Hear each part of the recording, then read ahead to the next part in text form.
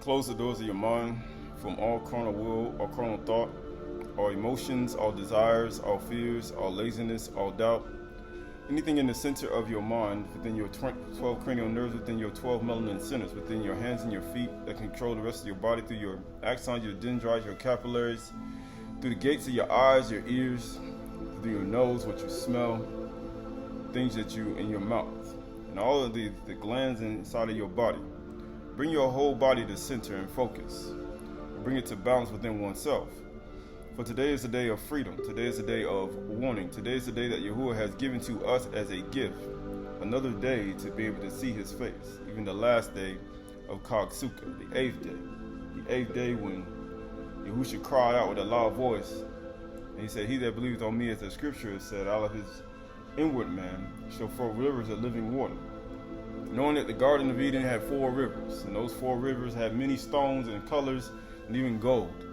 Knowing that this true gold, this true light, this true ore that flows from the midst of human beings, those who believe on him, will be able to give hearing to the sight and say sight to the eyes and hearing to the ears, that one may be able to understand and to be able to complete the very thing and say it is finished in his own life, at the end of his life.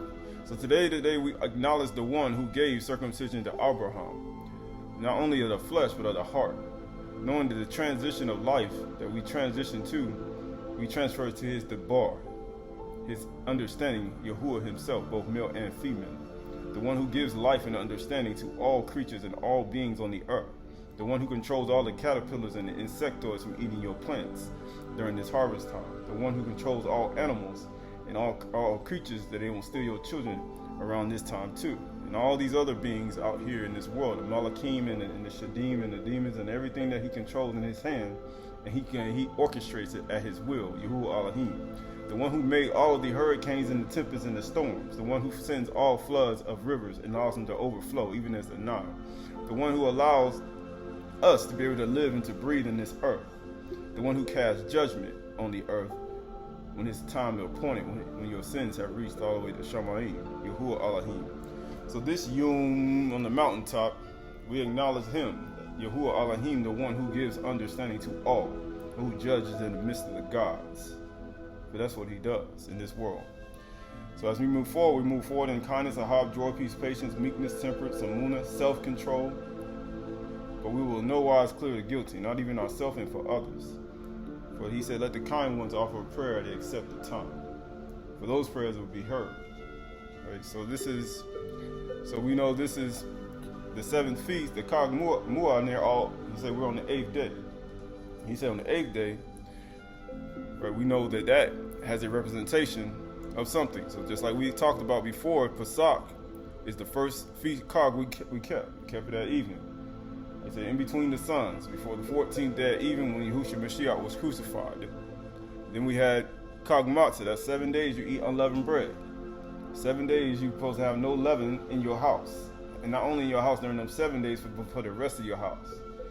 For the rest of your life. They say no sin. Then you have Bakur, which is the first fruit, which you will wave offering a new anuf to Yahuwah Elohim, right when it's day after the Shabbat, after the 7 days, the day after that, as soon as that sun went down, immediately when the sun goes down, one offers a sacrifice, just like we do in evening and morning sacrifices, right? And we descending from the shortest day, we're descending from the left to the right. Then we go to Chag Sukkah. We counted 49 days to get to Chag Sukkah. And on the 50th day, we did Chag Sukkah. We did a wave offering. We offered our wheat harvest.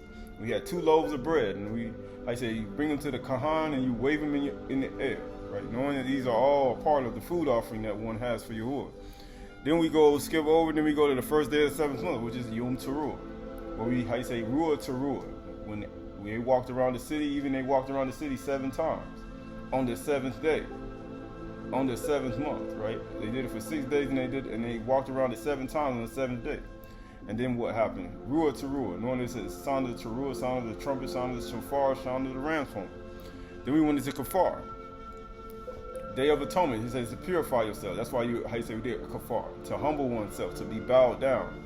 That one be able to, appease Yahuwah for all of the things that one has done. and keep in remembrance what Yahusha did as an atonement for us, and they caused all animal sacrifices and the offerings to cease, to destroy them. For man was destroying the earth and killing his innocent creatures for no reason at all, right? And for gain, and for money, right? Just like you see today. Then we went to Chag Sukkah, where we dwelled in booths for, sukkah, or booths, or pavilions, or tents for a certain period of time, for 7 days. 7 days we dwelt inside of a tent. 7 days we dwelt inside of a tabernacle, right, with all of the branches that one is supposed to gather. Right, we look at ourselves as that, but then we see all of that. Now we're on the 8th day, the completion of this 7th feast. I say, because after 7 times, something happens, right? Something happens, right? So this is ODE Shaloma, ODE 12, 23, 1 through 4. It says, Simcha, joy is for the Kudash ones, and who will put it on but they alone? So who will put all this on except the Kudash ones, those who have purified themselves and come to this point. Verse 2 says, Khan is for the elect ones, right? It's for us. It's for the elect ones. Right? He said, even if Satan are going to come, he gonna do many signs and wonders if it were possible to deceive the very elect, because that's all he's doing it for. And who will put it on but they who possessed it from the beginning? Who going to put this on? Those who possessed it from the beginning. Right? From the Bereshit, from the beginning. Verse 3 says, love Ahab is for the elect ones. And who will put it on but they who possessed it from the beginning? But they who possessed it from Bereshit. Who else going to put that on? They who did it from the beginning. From the beginning. Verse 4 says, walk in the knowledge of Yahuwah. So you got to walk in this.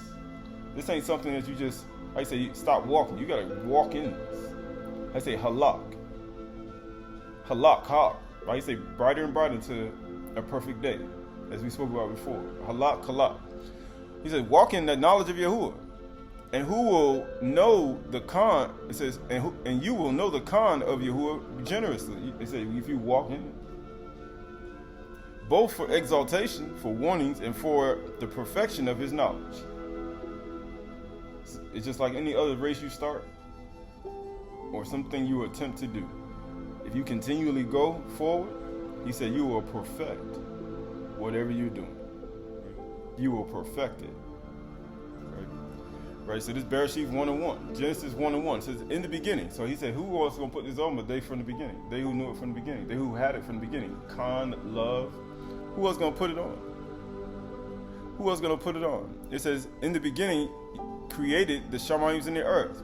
Yahuwah Elohim created the Shamaim in the earth. The earth was without form and void, and darkness over the face of the deep. And the Ruach of Elohim was hovering over the face of the waters. And Elohim said, let there be order.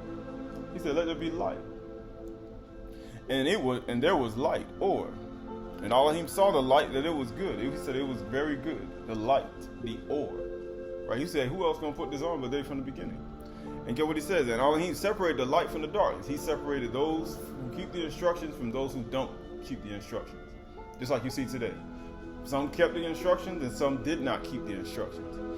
Elohim called the or Yum. He called the people who did keep his instructions the children of the day. And the darkness he called night. How you say it? He called them nighttime. He called them Kashak. And there was evening and there was morning, a Kadiyum. So you look at all of that. A Kadiyum, right? So you got Bereshit, Bara, Elohim, At, Hashemayim, Haradat. Right? And it has what?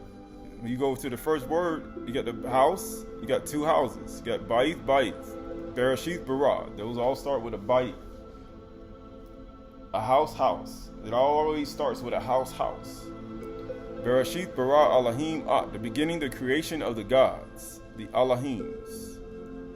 The beginning, the creation of the Elohims. Right? That's what he's saying, what are the Elohims going to be used for? The gods. What are the gods going to be used for? Right? So this is the book of, the actual slides. We're going to Psalms 147. Psalms 147 really quick. Psalms 147 and 19. Psalms 147 and 19 says he declares his word to your code. Right? So you look at all that. Right? Just go to verse 17. verse 17 says, he hurls down his crystals of ice like crumbs. Who can stand before his cold? He sends out his word and melts them. He makes his wind blow and his waters to flow. So look at the waters that flow, and look at the wind that blows, the ruach. Because when he said the ruach was moving upon the face of the waters, ruach marakav al pani, he made his wind to blow in the beginning. Right, we see that in the first verse. He said, and the spirit, the ruach of Yahuwah, was moving upon the face of the waters. He made his wind to blow. That's what ruach means. And it says, he sends his word and melts them, right? And he says he makes his wind to blow and waters to flow. He did all that in the beginning. You get what it says? He declares his debar, his word to Yaakov. He says he declares his Torah to Yaakov and his statutes and rules to Yasharal. He has not dealt thus with any other nation. He has not done it with any other people. That's why you saw the two houses. You got Ba'ith.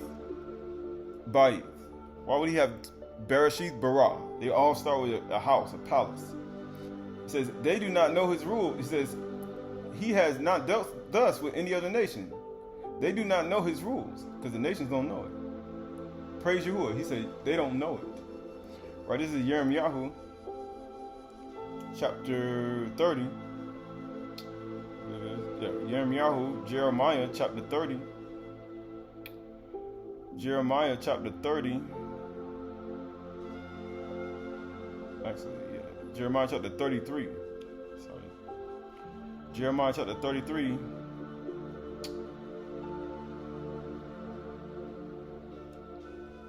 Verse 19. It says, the word of Yahuwah came to Yirmiyahu. Thus says Yahuwah, if you can break my covenant with day and my covenant with night. Well, we just read that. In the beginning. Who else going to put this on but they from the beginning? We just read it. So that the day will not come at its appointed time. That's the only way you're going to get rid of house, Bereshith bara, Elohim, the creation of the gods. That's the only way. You can't change it. So that the day and the night does not come at a point in time. Then also my covenant with David, my servant, may be broken, so that he shall not have a son to reign on his throne. Why do you think that all these things are? Why do you think this confusion? Why? Because they don't want. He said you got a calendar system that's, he said, been altered. But when you return back to the new calendar, then everything comes back. All the knowledge comes back. All the intellect comes back. All the understanding comes back. It all comes back to your mind. And it says, he says, without, and it says, and it says, reign on his throne. It says, and my covenant with Louis, priests, my ministers. It says, as for the host of the Shamaim, says, as the host of the Shamaim cannot be numbered, and the sands of the sea cannot be measured, so I will multiply the offspring of David, my servant, David, and the Levitical priests who minister to me. The word of Yahuwah came to Yirmiyahu. Have you not observed that these people are saying? What people saying this? He said, look around today. What are they saying? Yahuwah has rejected the two clans that he chose. What two clans he chose? He saw in Bereshith bara, the two houses, Ba'ith, beginning of the creation of the gods, Bereshith bara Elohim. He said the people that he what? The clans he chose. Thus, they despise my people, so that they are no longer a nation in their sight. That's what they've done. Thus says Yahuwah, if I have not established my covenant with day and night, and fixed the orders of the Shamaim in earth, because that's what Yahuwah just said. In the beginning, Elohim created the heavens and the earth. He fixed it. In the beginning, he created the Shamaim in the earth. We just read it. And get what it says. Then I will reject the offspring of Yaakov, the 12 tribes. Because he gave his Torah to Yaakov. And his statutes and rules to Yasharal. He has not dealt so with any other people. It says, and David, my servant, I will reject the offspring of Yaakov and David, my servant, and will not choose one of his offspring to rule over the offspring of Abraham, Isaac, and Yaakov. Why do you think they're always trying to get rid of the order of the Shemesh Kikmi in the yard? Because so David's son can't reign on them. That's why they set it all out of order. They put the moon They put the moon at top, then they put the sun at the bottom, then they put the stars somewhere in between, all over the place. Shall I, your mother, and your father bow down and worship? That's what they do. That's the only reason they do it. For I will restore their fortunes and will have mercy on them. He said, I'm going to have mercy on them. He said, I'm going to have mercy on them. Right? So this is the book. This is the book of, going to Ezekiel chapter 37. Ezekiel chapter 37.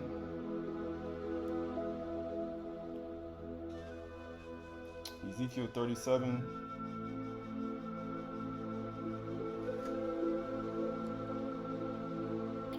Ezekiel 37.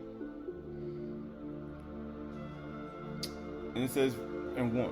It says, the hand of Yahuwah was upon me, and he brought me out in the ruach of Yahuwah and set me in the middle of the valleys. It was full of bones. He said, what?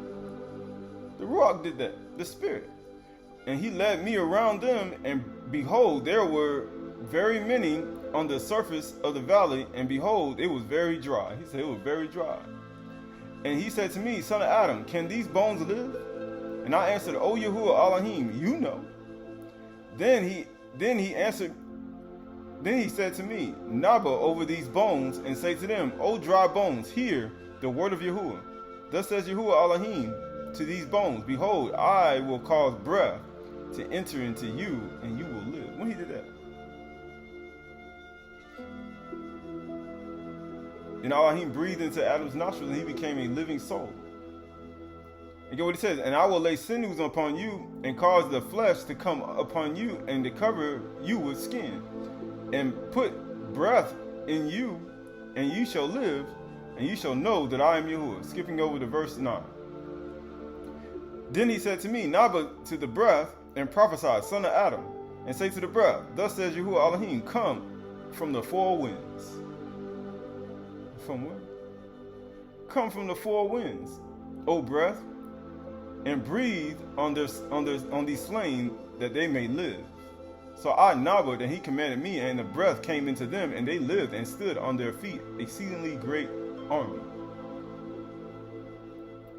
He said an exceedingly great army. Right, so this is the book of, I think this is Ezekiel chapter, this is the book of Ezekiel chapter,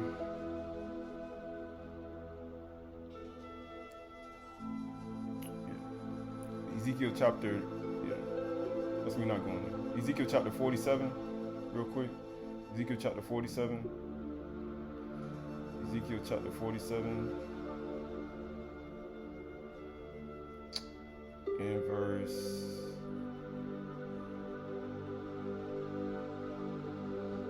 Ezekiel chapter 47, verse 3. Ezekiel chapter 47, verse 3 says, going on eastward with a measuring line in his hand, the man measured 1,000 cubits. And then he led me through the water, and it was ankle deep. Again he measured 1,000, and he led me through the water, and it was knee deep. So you just went from ankle deep water, and again he measured 1,000, and it led me in the water, and it was knee deep. So why he in water for? Why is he in water? Let's see. Again, he measured 1,000, and he led me through the water, and it was waist deep. So the water getting deeper and deeper. So which means he's walking out into the river. He's walking out into the water. It went from ankle deep to knee deep to waist deep. And guess what happened? And again, he measured 1,000, and it was a river. It was a river that I could not pass through. He couldn't what? Why he couldn't pass through? For the water had risen, because the water risen up. He mean the water got higher and higher and higher. He's like, man, it's a flood. And get what he said? And it was deep enough to swim in. Now it's deep enough to swim in. A river that could not be passed through. And he said to me, son of Adam, have you seen this? He said, have you seen this? He said, I went out, and now the water is deep enough to swim in. Then he led me back to the bank of the river, and he brought me right back. He's like, you seen this? And get what he said. And I saw on the bank of the river very many trees, on the one side and on the other side. And he said to me, this water flows toward the eastern region and goes down to the Arabah, and enters the sea. When the waters flow into the sea, the waters will become fresh. And wherever the river goes, every living creature that swarms will live. Wherever the river goes, every living creature will what? Will live. And there will be a very many fish. When he did that, we talked about it in the beginning. He said there are going to be many fish. And what did he say? For this water goes there, that the waters of the sea may become fresh. So everyone will live where the river goes. Where the river goes. Right? He said everyone will live where the river goes, right? Going back to the slides, this is the book, this is skipping over, this is Leviticus chapter 23, 33 through 44. Leviticus 23, 33 through 44. And it says, and Yahuwah spoke to Moshe, saying, speak to the people of Yasharal, saying, on the 15th day of the 7th month, for 7 days is the feast of booths of Sukkah to Yahuwah. On the first day you shall have a Kudash convocation, and you shall not do any ordinary work. For 7 days you shall present a food offering to Yahuwah. On the 8th day you shall hold a Kudash convocation, and what else? And present a food offering to Yahuwah. It is a solemn assembly. You shall not do any ordinary work. Malachi. These are the appointed feasts of Yahuwah, which you shall proclaim to be Kudash convocations for presenting a food offering, burnt offerings, grain offerings, sacrifices, each on its proper day. Skipping to verse 39. On the 15th day of the 7th month, when you have gathered in the produce of the land, the produce, ye shall celebrate the feast 7 days. On the first day a solemn rest, and on the 8th day, Shemani, shall be a solemn Shabbatun. This is the 8th day right here. He said it's going to be a solemn rest. He said, why the 8th day? There's a reason why. And you shall take on the first day the fruit of splendid trees, branches of palm trees, and boughs, and leafies, and willow brooks. And you shall rejoice before Yahuwah, your Elohim, 7 days. Notice how all these things encompassing things in the beginning. Trees ain't grow to the 3rd day of creation. The rivers started to flow after Yahuwah made the waters in the Yam on the 3rd day. And get what it says. And you shall celebrate a feast to Yahuwah.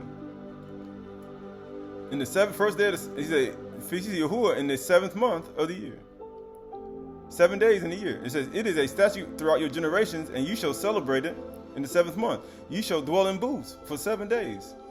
All native Yasharal shall dwell in booths, that your generations may know I made the people of Yasharal to dwell in booths. Then I brought them out of the land of Mizraim. He said, when I brought them out of the land of Mizraim, he said, I made you do that. And he says, I am Yahuwah, your Elohim. Thus Mashah declared it to the people of Yasharal, right? So that word, so they said that word to bring the produce from the land is tabur. He said, bring the produce, the tabur. It means to bring your produce, your gain, your revenue, the gain of what you had in the field. And it also means gain of wisdom. He said gain of wisdom. What did Abraham do when he got the Abri words? He studied it from the 6 months of rain. And then he gathered it in. He studied the Torah, and then he gathered in all the wisdom that he had. And guess what you're supposed to do with that? You're supposed to offer a food offering. And guess what it says? It says fruit, grain, gain, increase, kindness, ahab, joy, peace, patience, meekness, temperance, and moon of self-control, income, produce. These are all not only fruits that you grow on the land, but also your behavior, right? But it says right here, so that word for 8 is shamani. This is shamani. Shamani yun Chag Sukkah. It's the 8th day, right? That word for Israelites, it says all native Israelites. That word is Yasharal. That's what Israelite is. Israelite is, I'm a member of Yasharal. All the natives of Yasharal shall dwell in booths. That word for Israelite in that verse is Yasharal. All the natives of Yasharal shall dwell in booths. Why? Because you are a tribal people. That's why it has house, bite, palace, tent, mikdash, all that's a part of it. Bereshit bara Elohim at hashamayim. I made you to dwell in booths, and I made you to put it on the earth. You know how you put a tent peg in the earth? Because you're a tribal people.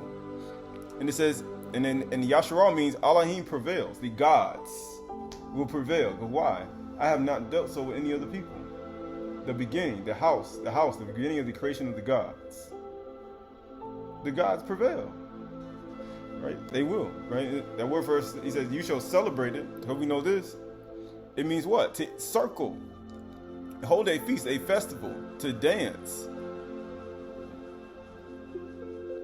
To move in a circle, procession. Just like a revolution of time. To dance, to celebrate. To do what? Why are we doing all that dancing and celebrating in a circle for 7 days? Why are we doing that for 7 days? You're doing it for 7 days, right? Right, this is the book of Joshua, Yahusha, chapter 6, 13 through 16. We did this on Turah, but here we go. It says, and the seventh, or Shibar Kahan, bearing the 7 trumpets, shofar or ram's horn, before the ark of Yahuwah walked on and blew the shofar continually. They did. And the armed men were walking before them, and the rear guard were walking after the ark of Yahuwah, while the trumpets blew continually.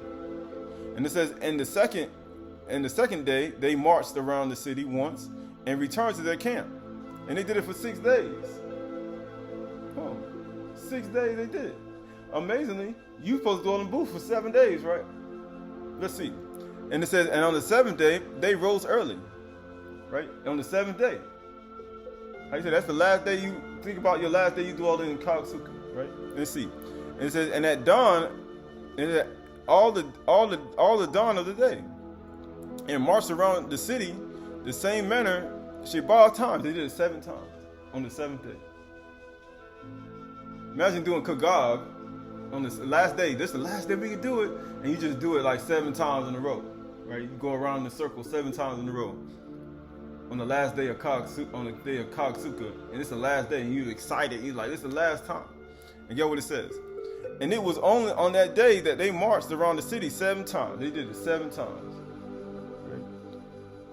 And at the 7th time, when the priest Kahan had blown the shofar, Yahusha said to the people, shout, Ruah, for Yahuwah has given you the city. And that's, what do you mean? After marching around 7 times. And then when he said, the people shout, he's literally telling them, this is the 8th day. This is the 8th day. Give a loud cry. Give a loud shout. This is the 8th day. Give a loud shout. Give a loud cry for what? You see, Ukanan, John 7:37 through 38. On the last day, the great day, Yahusha stood up and cried out. Because you know what happened after the priest walked around the city 7 times? He said to the people, he said, Ruah. What do you think Yahusha doing right here? This is the last day. He said, Ruah. This is what he doing. Yahusha tells you to search the scriptures. He says, in me think you have eternal life. It's speaking about me. It's talking about me. Because I'm the person that's crying out.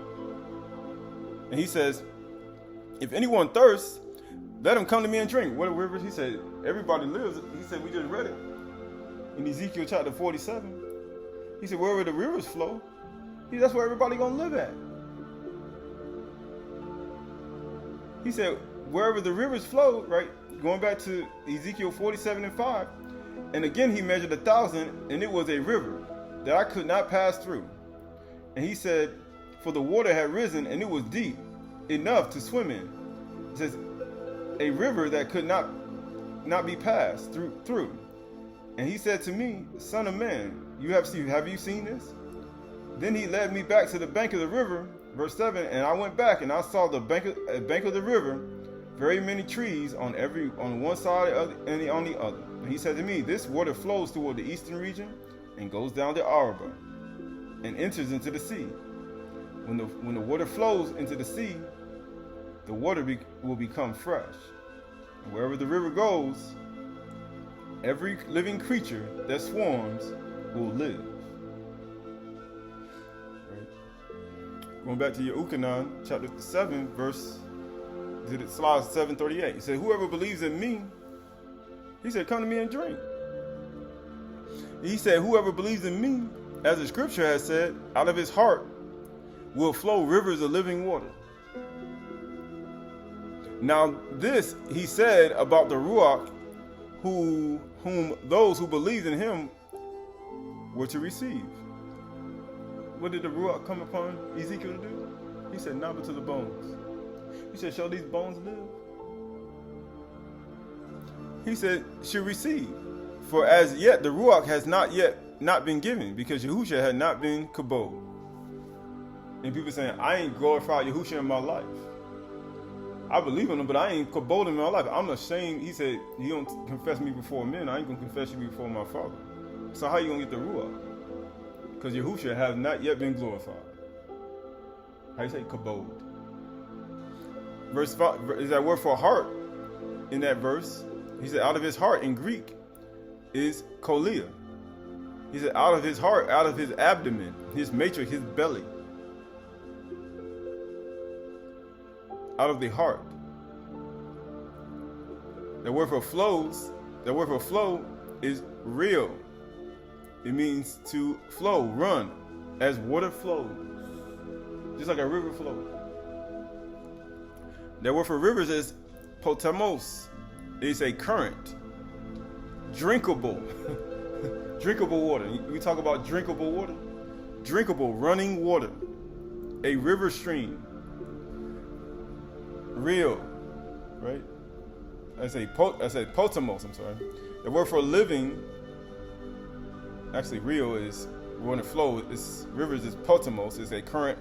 It's a running water, drinkable water. Right? Living is zeo. That's what it is in Greek. Zeo. It means to live, to be alive, lively, quick. Because that's what it is. It's going to make you quick, lively. It's going to what? Bring you alive. That's how them bones are going to live. He's going to make sinews come back on you, make skin, I'm going to put my breath in you, I'm going to speak to the breath. I'm going to make you live. He said, how does that even happen? With water? How did the Adama get formed where Adam was formed with water? How did the actual trees sprout on the earth? A mist? An aid? An aid, right? So this is Amos, book of Amos, Amos, right? This is book of Amos. This is book of Amos 5 and 20, 5 and 18 through 20. It says, woe to you who desire the day of Yahuwah. Why will you have the day of Yahuwah? It is darkness and no light, not light. We just read it in the beginning. It's darkness and no light. It's as a man fled from a lion, an Ari, and a bear met him. Or went into the house and leaned his hand against the wall, and a serpent, Nakash, bit him. Is not the day of Yahuwah darkness and not light, and gloom and no brightness in it? It's just like a thunderstorm. It's just like a thunderstorm, right? So this is the book of Psalms, chapter 1. Psalms chapter 1. Psalm chapter 1, verse 1. Psalm chapter 1, verse 1. That's where we're at. It says, Barak is the man who walks not in the counsel of the wicked, nor stands in the way of sinners, nor sits in the seat of scoffers. But his delight is in the Torah of Yahuwah, and on his Torah he meditates day and night.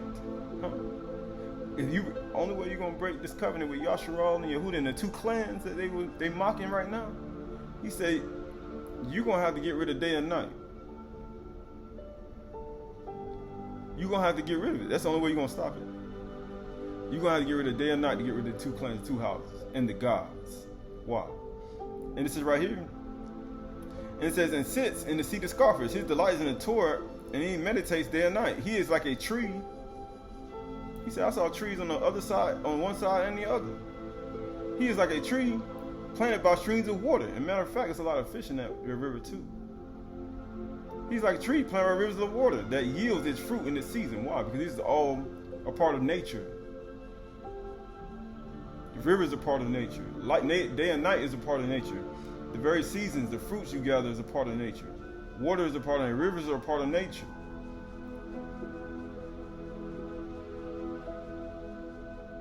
And it says, and its leaves does not wither. It's a part of nature. How you say, you like a pine tree. You're like a juniper tree. It says, in all that he does, he prospers. But he said right here, the wicked are not so, but they are like the chaff that the wind blows, that wind drives away. Isn't that what he just said? He's just like the wind. That's what the Ruach is. We read that in Yirmiyahu. Matter of fact, we see it in the beginning. The Ruach Marakav al Panim. He said the wind come to everything just blow away. You see a hurricane come, you see everything just blow away. Anything, he said that's like the wicked. He said, man, that stuff just blow off the house, blow all over the place. He's like, that's them. He said that's exactly like it is. He said it's like the chaff in the wind that drives away. Therefore the wicked will not stand in judgment. Because when judgment comes, mishpat, he said ain't gonna be able to stand in judgment. Why? Nor sinners in the Aydah of the righteous. For Yahuwah knows the way of the righteous, but the way of the wicked will perish. He said, I know it. He said, I know it, right?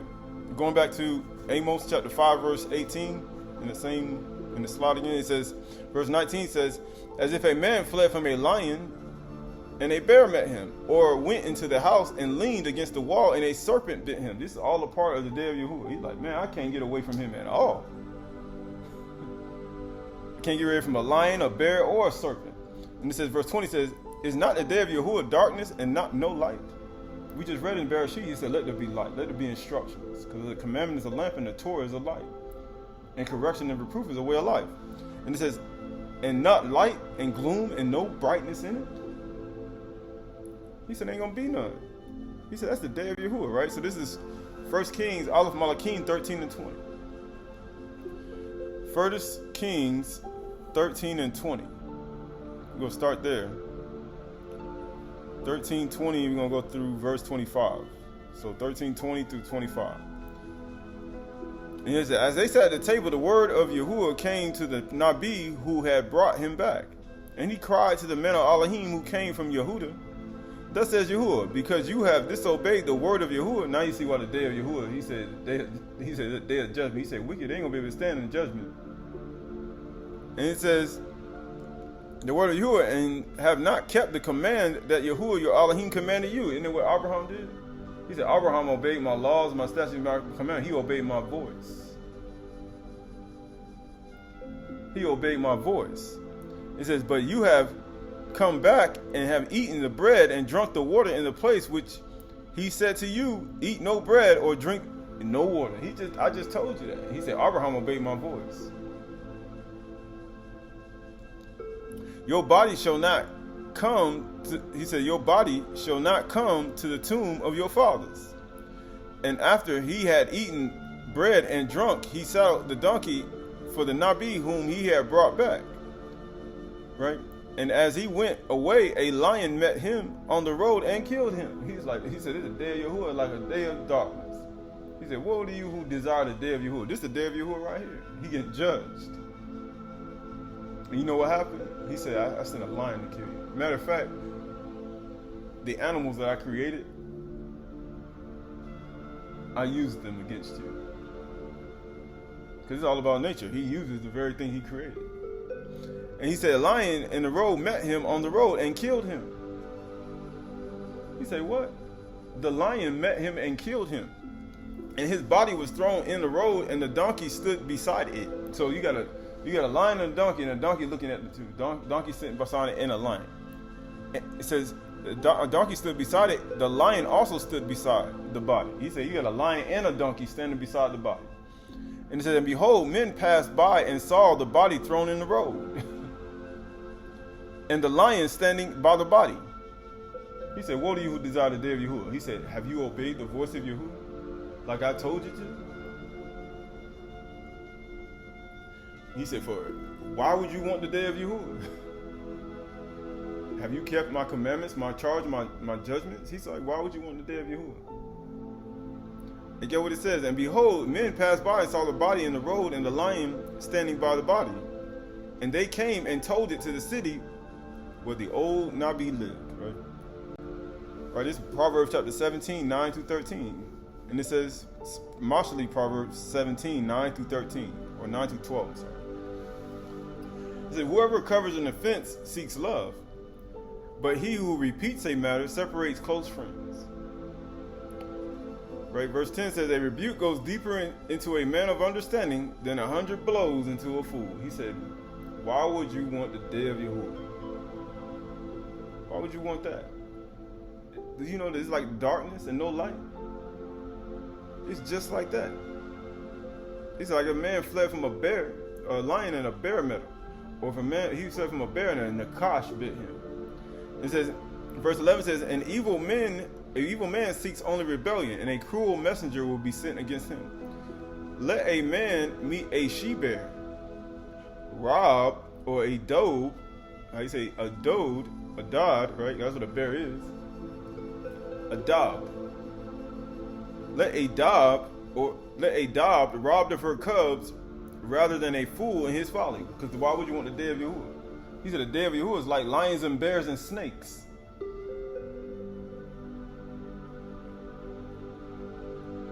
He said it's like lions, bears, and snakes. He said rather than a fool in his folly. If anyone returns evil for good, evil will not depart of his house. He said, why would you want the day of Yahuwah? The day of Yahuwah is a day of darkness and no light. He said, you return evil for good. He said, why would you want the day of Yahuwah? I want him to judge me right now. He said, you sure? Right. So this is 2 Kings, Ba'ith, Malachim. 2 Kings 17, 25 to 26. 2 Kings 17, 25 to 26. And at the beginning of their dwelling there, they did not fear Yahuwah. So why would you want the day of Yahuwah? These people want the day of Yahuwah. We want to hasten him to come back. I'm like, why would you want the day of Yahuwah? He says, and they did not fear Yahuwah. Therefore, Yahuwah sent, or he says, Shelach, lions among them. He sent what? He sent lions. He said, that's like the day of Yahuwah. He said, you can flee from this. Yeah, I got away from the lions. You know how people say? They try to escape a situation, a hurricane, a storm. They try to escape a situation. People getting killed by lions and bears and snakes. And he said, yeah, I got something else for you. You try to flee, I got something else for you too. Don't worry, it's coming your way too. And get what he said. Among them, which killed some of them. He said, which killed some of them. So the king of Assyria was told, the nations that you have carried away and have placed in the cities of Samaria do not know the judgment of the Elohim of the land. They don't know what? They don't know the judgment of the gods that lived in that land.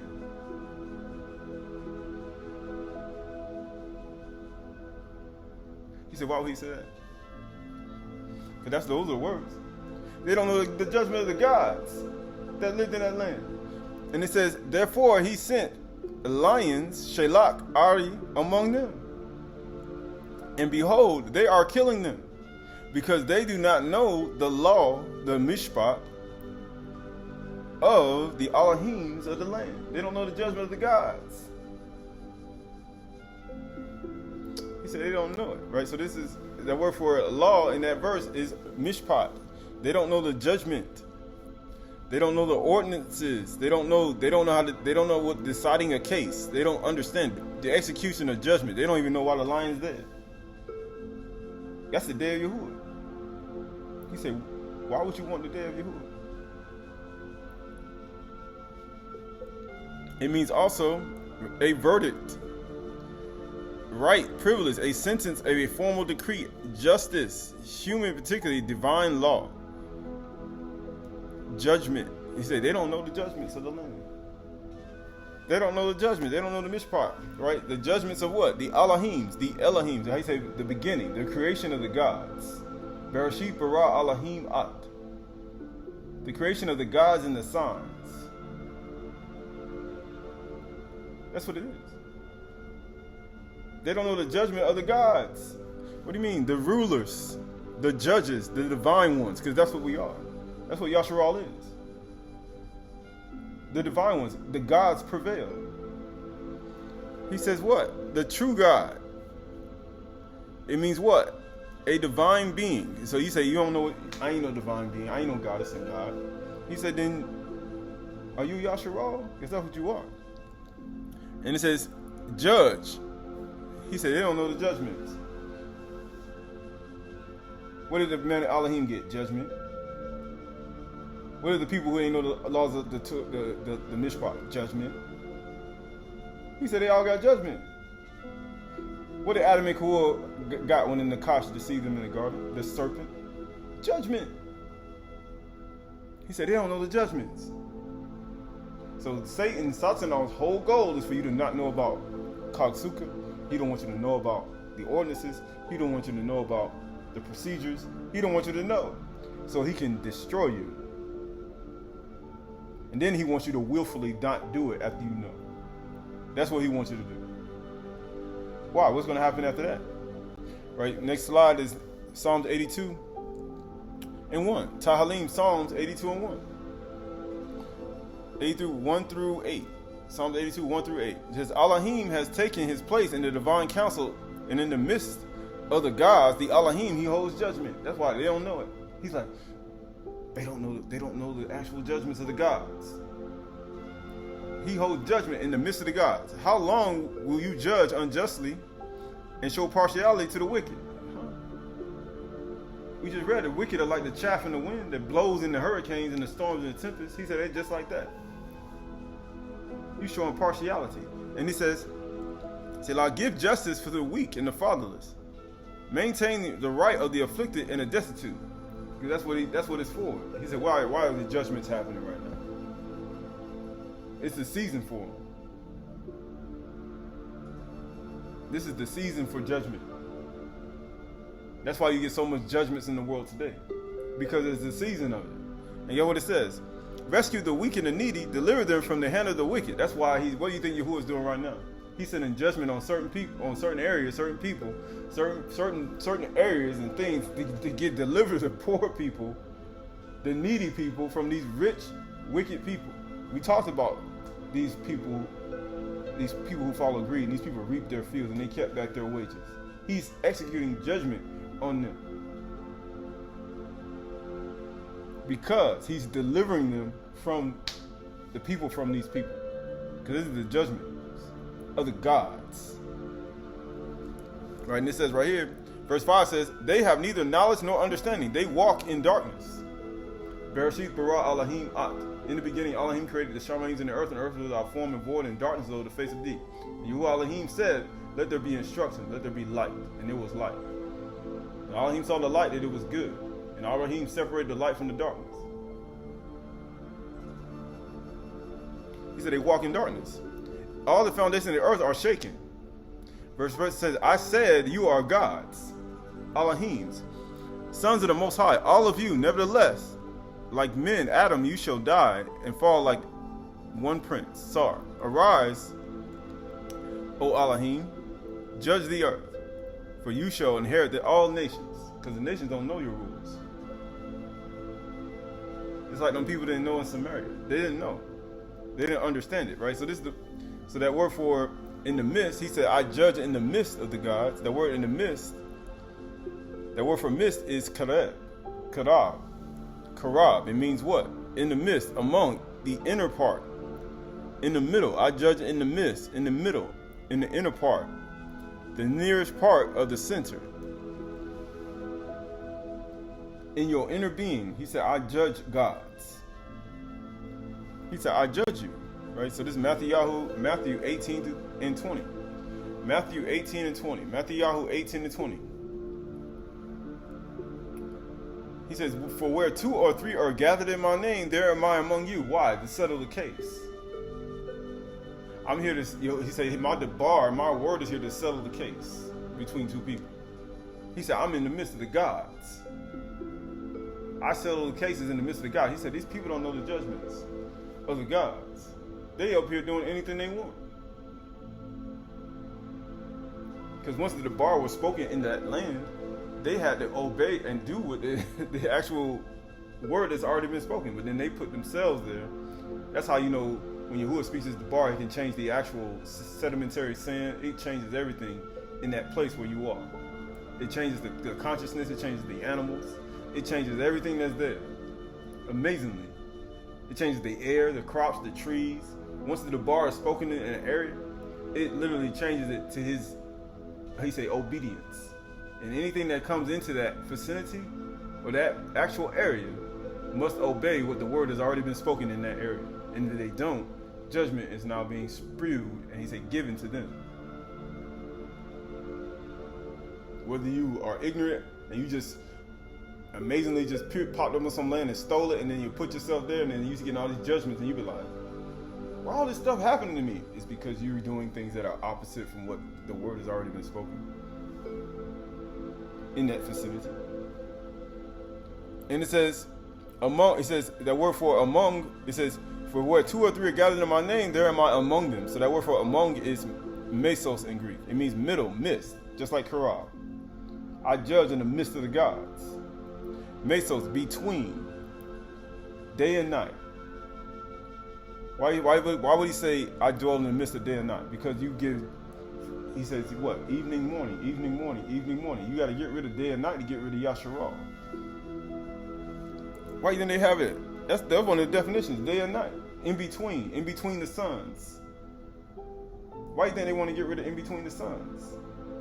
Evening, morning, evening, morning, evening, morning. I get rid of in between the suns. That's all it is. Now, I can't give my judgment. Because he did it for Yasharal, right? And this is the last day. He said the great day of the Muad, right? The last day, right? This is 1 Peter, Aleph, Akkad, Kaf. This is 1 Peter, I think it's chapter 2. I think that's it. This is 1 Peter. It's not interesting. Yeah, this is 1 Peter.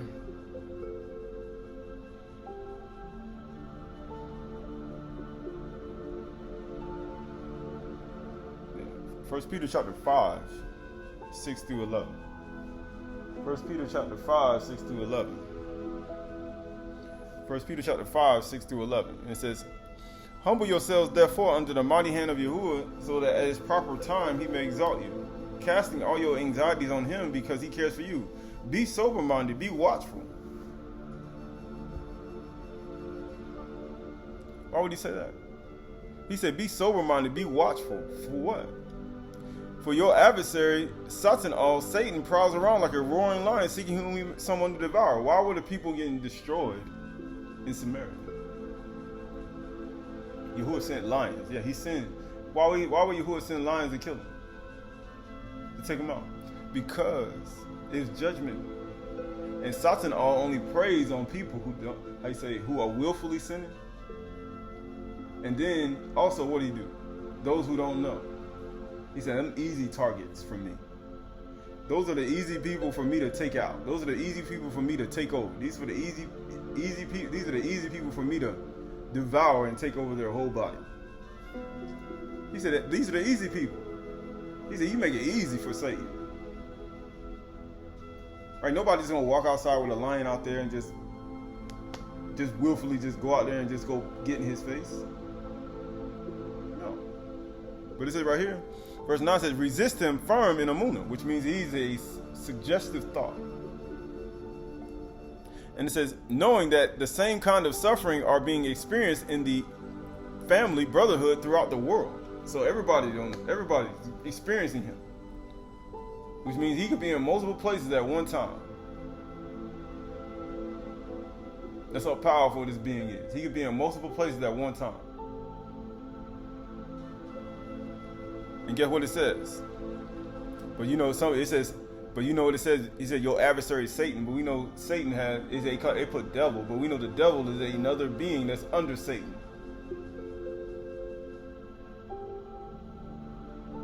They show you a devil, but that's actually another being that's lesser in the army of Satan. Something else. And it says right here, verse 10 says, and after you have suffered a little while, because that's what's going to happen, the Elohim of grace, Khan, who else going to put it on from the beginning? Who has called you in every kabod, to his eternal kabod, his eternal glory in Mashiach, because Mashiach has not yet been glorified.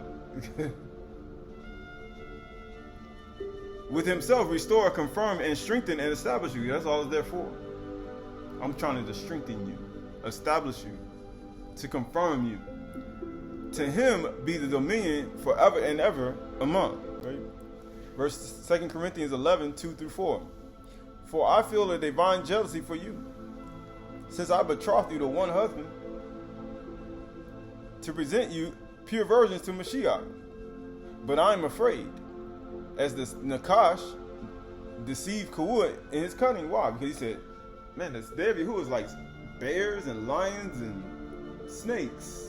Nakash. So what are we living in today? You got Nakash everywhere.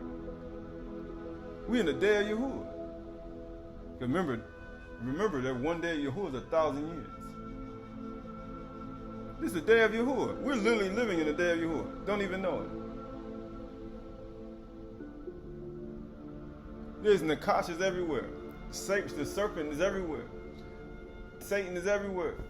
He's trying to deceive you on every side. You're literally living in the day of Yahuwah. He said, woe to you who want the day of Yahuwah. The day of Yahuwah is like a lion. And then a bear met him. He fled from a lion, a bear met him. And then a serpent bit him. You're literally living in it. This is the day of Yahuwah. You're literally living in it. And get what it says. And it says, to deceive Kawud and his cunning, your thoughts will be led astray from sincere, pure devotion to Mashiach. It's like you fled from a bear and a serpent bit you in the house. You get in the house, get in your own house, get in your house, and then here come Nakash on television, and people, in places everywhere. You can say, man, guess what? Satan everywhere. On radio, on your headphones, in your cell phone. Man, Satan, Nakash everywhere. He said, why would you want the day of Yahuwah? He said, I don't want to go through nothing. Well, then guess what? You ain't going to be established, strengthened, and you're not going to, how you say, that's why he told you to humble yourself. Because you got to always stay in that state. Verse 4 says, for if someone comes to you proclaiming another Yahusha, then one, when we proclaim, or if we receive a different Ruach, because you know the Ruach came in the beginning. Ruach Marakav all upon him. He says, and the spirit of the Ruach of Yahuwah was hovering on the face of the waters. He said, let there be instructions. From one you receive, why? Because he ain't dealt so with no other people. From Yasharal. Shaul was writing to the people who was inheriting to Benjamin, the tribe of Benjamin.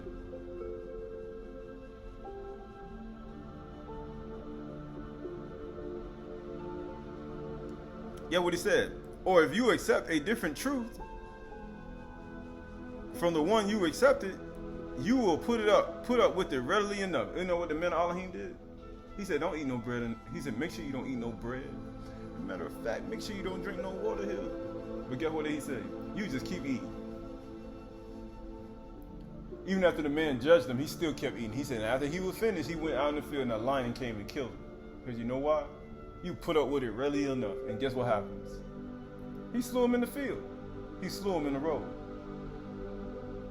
And all the animals looked at him. Why did all the animals look at him?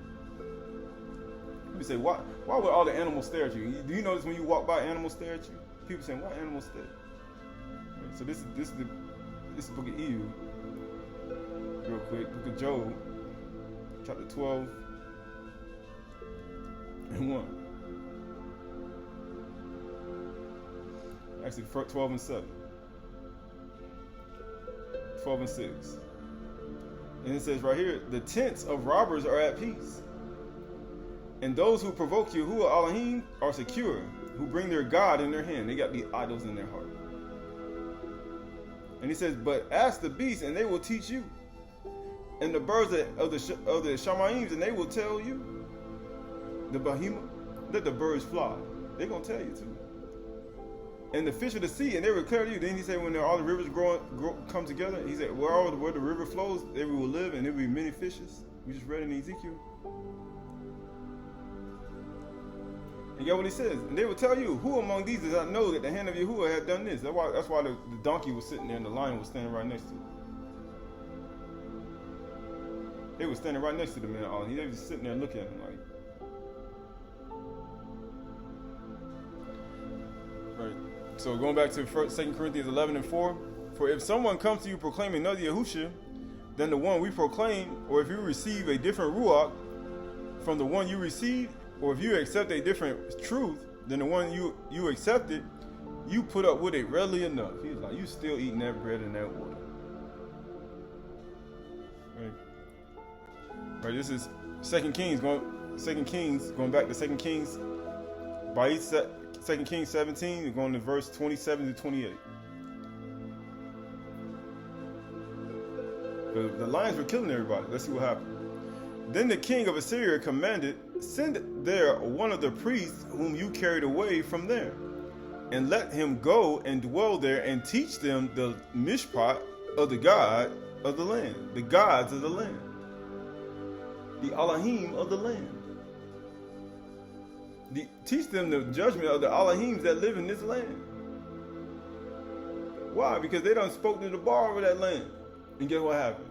If you transgress the bar, guess what happens? You get judged in that land, wherever the bar is spoken. So it could be anywhere you go. And you start speaking to the bar in the house, in the field, over somebody's life. He said if they disobey that at the bar, he said they get judgment. Verse 28 says, so one of the Kahan whom they had carried away from Samaria came and lived in Bethel and taught them how they should fear Yahuwah. That's the whole point. A Kahan came to try to destroy them. A Kahan came to kill them. No, that's what lions do. That's what Satan do. He says, whom they carried away. He said, so one of the Kahan whom they had carried away from Samaria came and lived in Bethel and taught them how they should fear Yahuwah. Right, so this is the book of Matthew.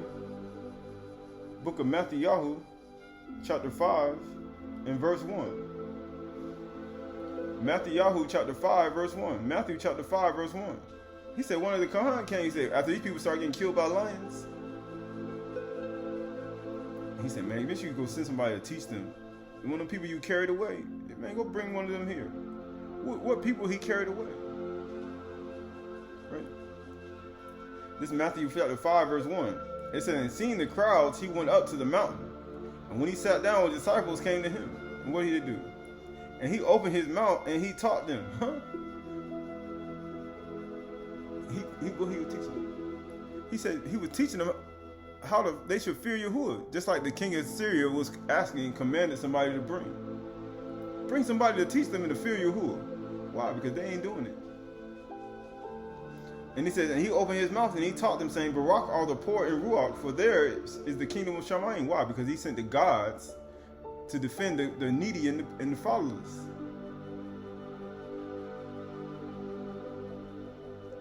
Barak are those who mourn, for they shall be comforted. Barak are the meek, for they shall inherit the earth. Barak are those who hunger and thirst for righteousness. Why? Because it's our righteousness we keep his commandments. For they shall be satisfied. Barak are the merciful, for they shall find mercy. Barak are the pure in heart, for they shall see Elohim. They shall see Yahuwah. Barak are the peacemakers, for they shall be called the sons of Yahuwah. Barak are those who are persecuted for righteousness' sake, for theirs is the kingdom of Shamayim. He said, for you keeping your commandment.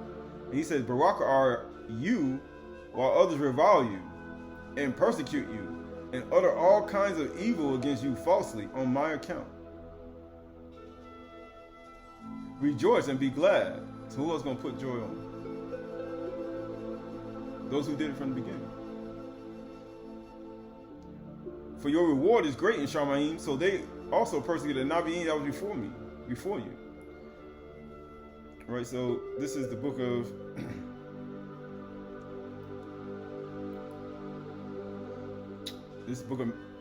Matthew chapter 10 verse 26. Matthew 10:26.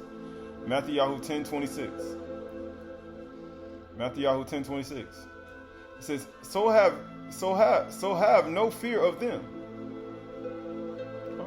Because he's going to bring a priest. The king of Assyria told him to get a priest and teach them how to fear Yahuwah. That's what he said. He says, so have no fear of them, for nothing is covered that will not be revealed, or hidden that will not be known. That's why he said judgment. He said, why would you want the fear? Why would you want the day of Yahuwah? Verse 27, what I tell you in the dark, say in the light. And Elohim saw the light, it was good. And Elohim separated the light from the darkness. The beginning, the house, the creation of the gods. He said, what I say in the dark, what you say, he said, what I tell you in the dark, say in the light. And what you hear whispered, proclaim on the housetops. And do not fear those who kill the body, but cannot kill the soul. Rather, fear him who can destroy the soul and body in Sheol. And are not the 2 sparrows sold for a penny? And not one of them will fall to the ground apart from your Father. Not one of them will fall apart to the ground apart from your Father. But even the hairs of your head are all numbered. Fear not, therefore you are more valuable than many sparrows. So everyone who acknowledges me before men, I will acknowledge before my Father who is in Shamayim.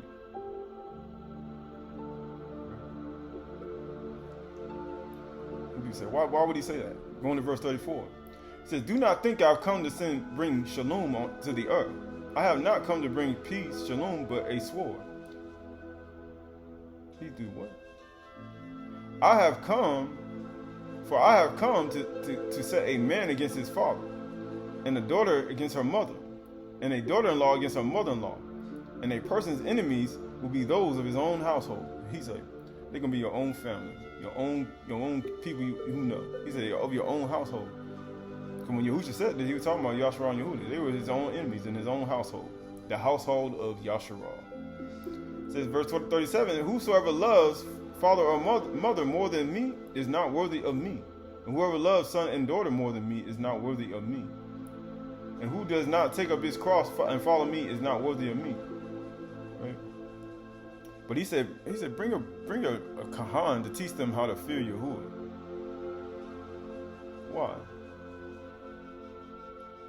Why? Right? So this is going back to Bith Malachim, chapter 17. We almost finished at verse 17 to 27 to 28. Verse 28 says, so one of the priests whom he had chosen, whom he had carried away from Samaria, came and lived in Bethel and taught them how they should fear Yahuwah. He said, how? How they should fear Yahuwah, right? So this book of Amos, continuing on,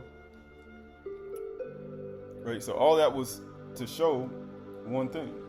He said the day of Yahuwah is like bears, lions, and snakes. Right, so this book of Amos is continuing on from we was talking about Amos chapter 5, verse 22 through 27. He says, and I hate and I despise your feasts, and I take no delight in your solemn assemblies. Why?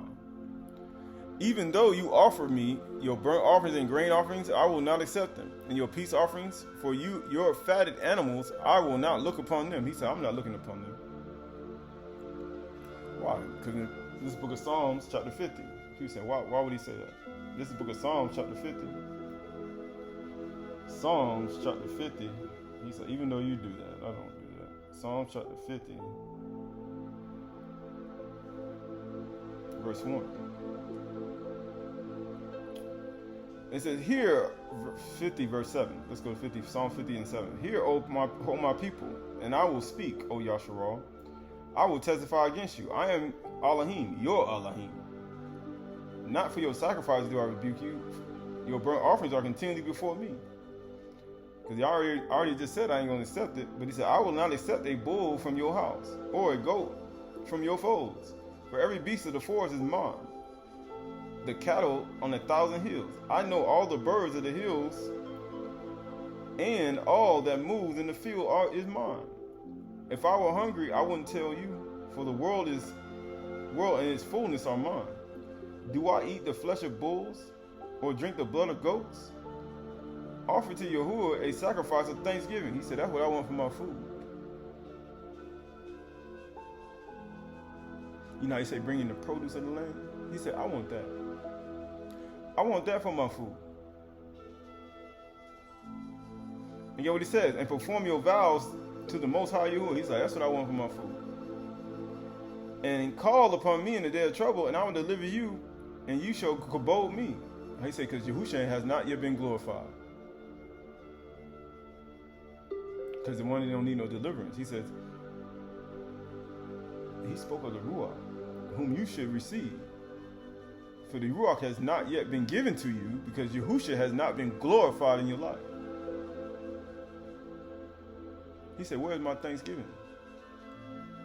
And call upon me in the day of trouble, and I will deliver you, and you shall be glorified me. You're going to be saved. Why do you think Yahushua came to say? He said, I have come in my Father's name.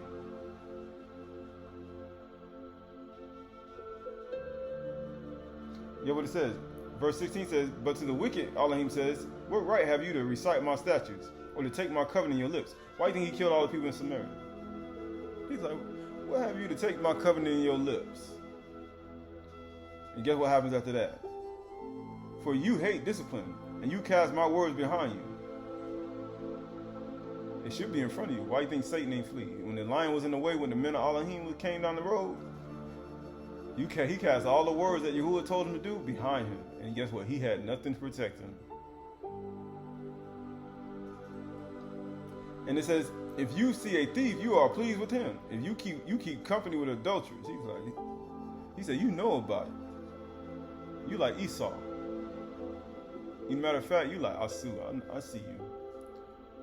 And get what he said. You give your mouth free rein evil, and your tongue frames deceit. You sit and speak against your brother or sister. You slander your own mother's sons. How you say, your own family. These things you have done, and I have been silent. And you thought I was like you. Right, so this is Amos chapter 5. Going back to Amos 5, 21 through 24. It says, I hate and despise your feasts, and I have no delight in your solemn assemblies. Even though you offer me burnt offerings and grain offerings, I will not accept them.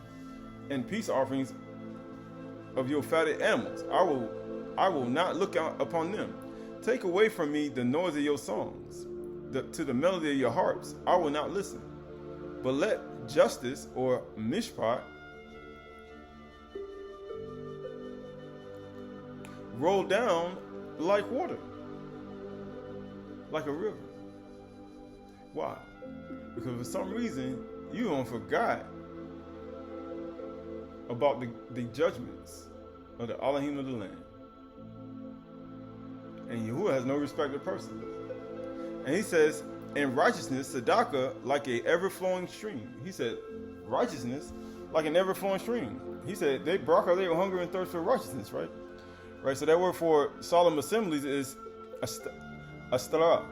It means a solemn assembly. He said, I will not smell in your estarah, your assembly, your festival, your holiday. Estarah.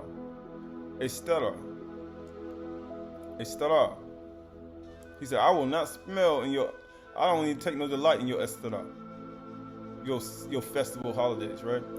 He says, take away, the verse 23 says, take away from me the noise. That word for noise is harmon.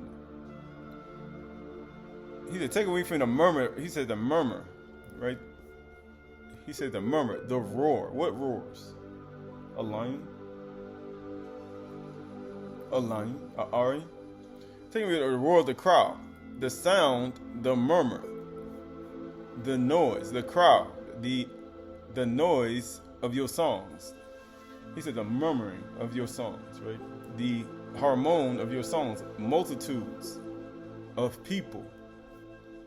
Crowd, abundance, right? That word for harmon, right? You add up harmon, the ha equals 5, the meme is 40, the woo is 6, and the noon is 50. It's 5 plus 40 plus 6 plus 50 equals 101, which equals to 2. He said, take away from me the noise of these two houses.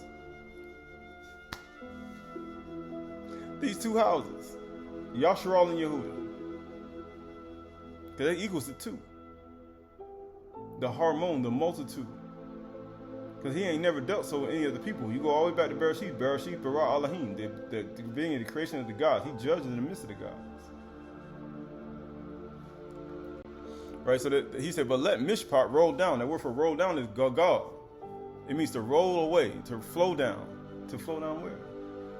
Flow down the mountain. It says what? To roll oneself, to roll, to run down, to commit. It says to roll down. Let mishpat run down like what? An ever-flowing stream. That word for ever-flowing is Ethan. It means to ever flow, constant, perpetual, permanent, rough, strength, strong. Ethan. And guess what it also means?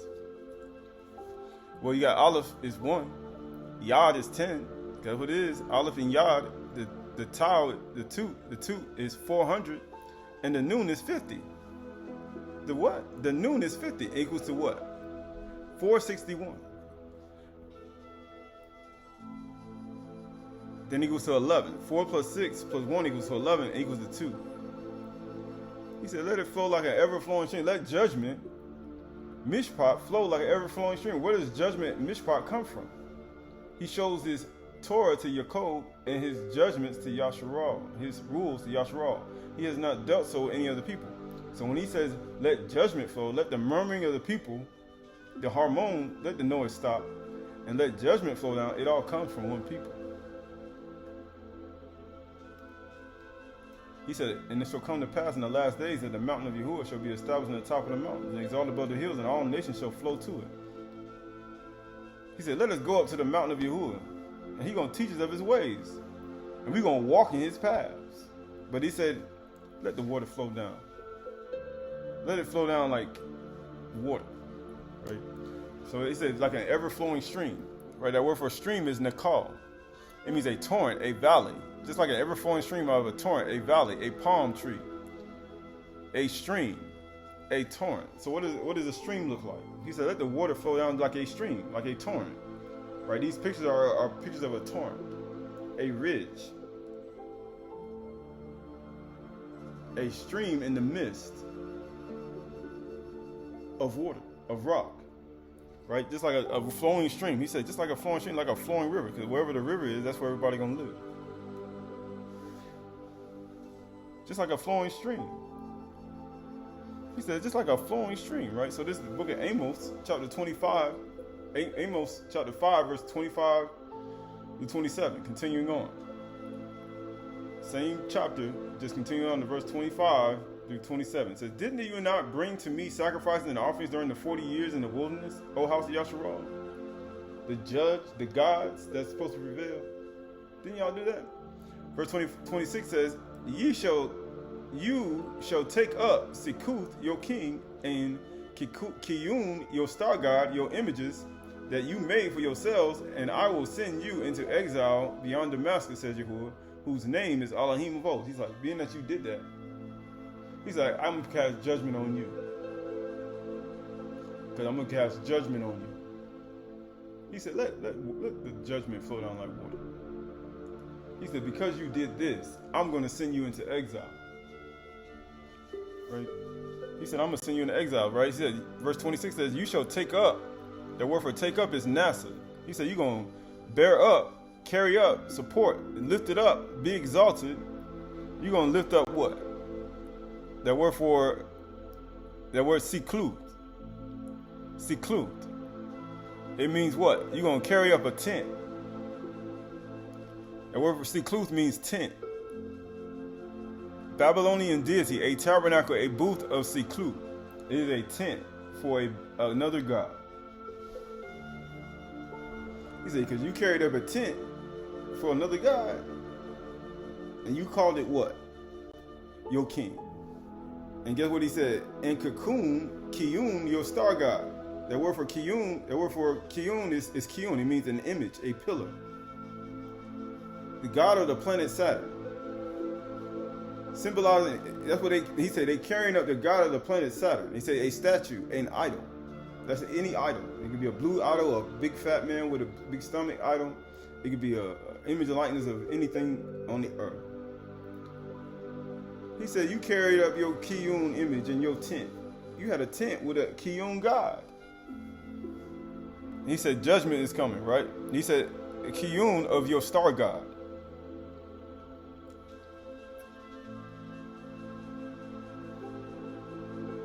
He said, your star god. He said, you carried up an image, a tent of Kiyun, your star god, which is, that word for a star god is Kuka.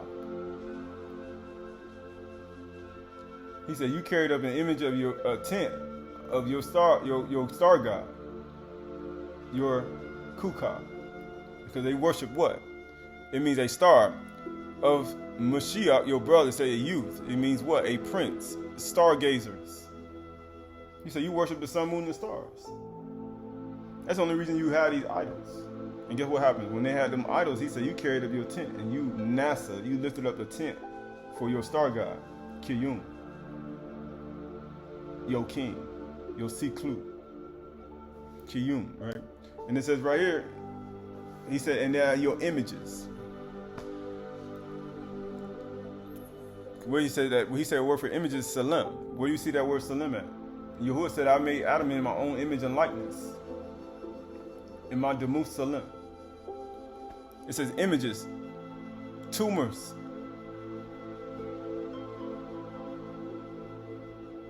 Tumors. You ever had a tumor before? People say, what tumors come from? Your idols. Them idols that dwell inside of your body.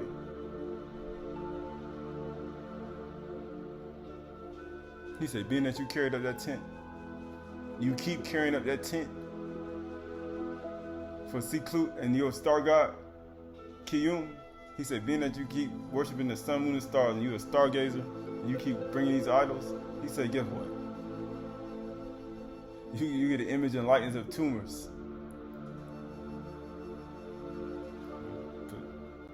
This is Ezekiel chapter 9, 3 through 4. Now the Kabbalah of Elohim of Yasharal had gone from the cherub on which it rested to the threshold of the house. And he called to the man clothed in linen or bowed garments, who had the writing case at his waist. And Yahuwah said to him, pass through the city, through Jerusalem, and put a mark on the foreheads of the men who sigh and groan over the abominations that are committed. He said, put a mark on them who sigh and cry for all the abominations that are committed.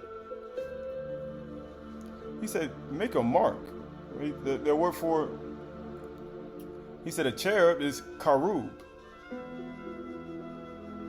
He said, the kabod of Yahuwah had gone up from the karub of Yahuwah.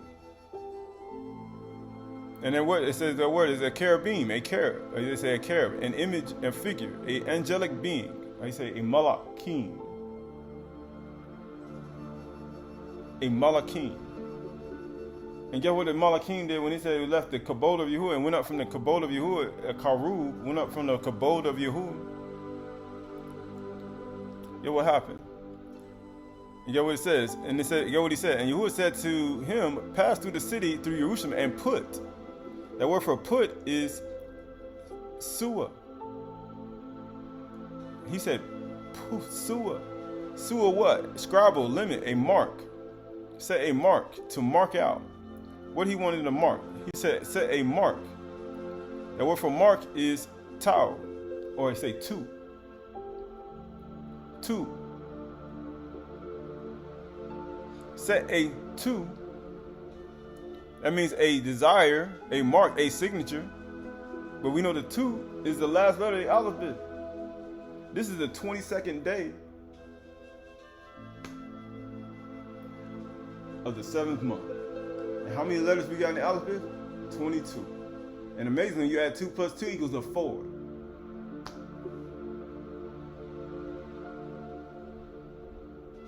Four corners. And he says, set a mark of 2 in their forehead. And word for 2 is a 2 equals a 400. It means what? Sign, signature, mark, 4 corners, exit. It equals to 4. He said, set a 2 in their forehead. In what? Right? You look at it, he say the two in Picto, how you say? Early Hebrew, New Hebrew, Abri. He said, set it in their forehead. And we ain't talking about Ash Wednesdays. Or he said Ash month. You put a mark in their forehead with some charcoal. He said, set a mark in their forehead. Why? Because they sigh and cry for all the abominations that are done. What abominations? He said, that's what they do. He said, that's what this day is about. He said, that's what this day is about. That's what this day is about, right? So this is that word for men. It says, set a mark in the foreheads of the men. That word for men is anush. Anush. It means what? A person. Set a mark, how you say, a tooth in the anush, the mortal man. The man. Properly a mortal. The flower of their age. A husband. Huh? That's both male and female.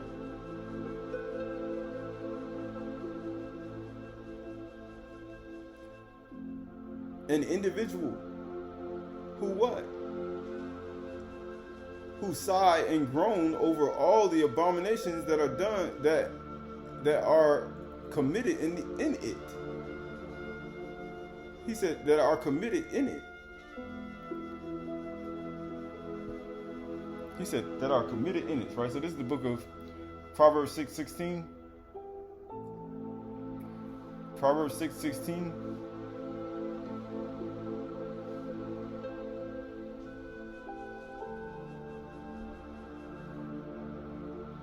Let's go here.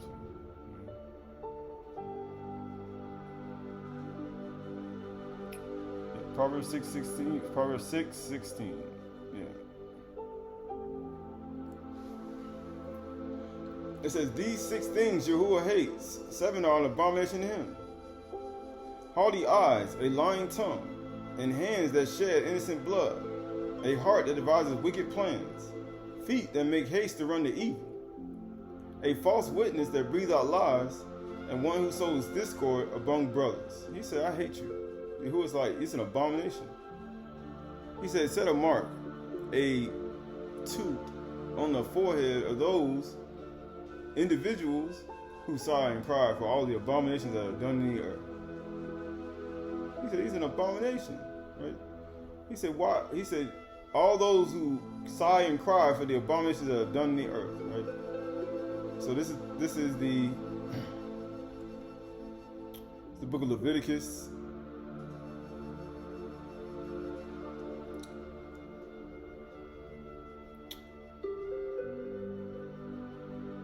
The book of Leviticus, chapter 18, verse 26.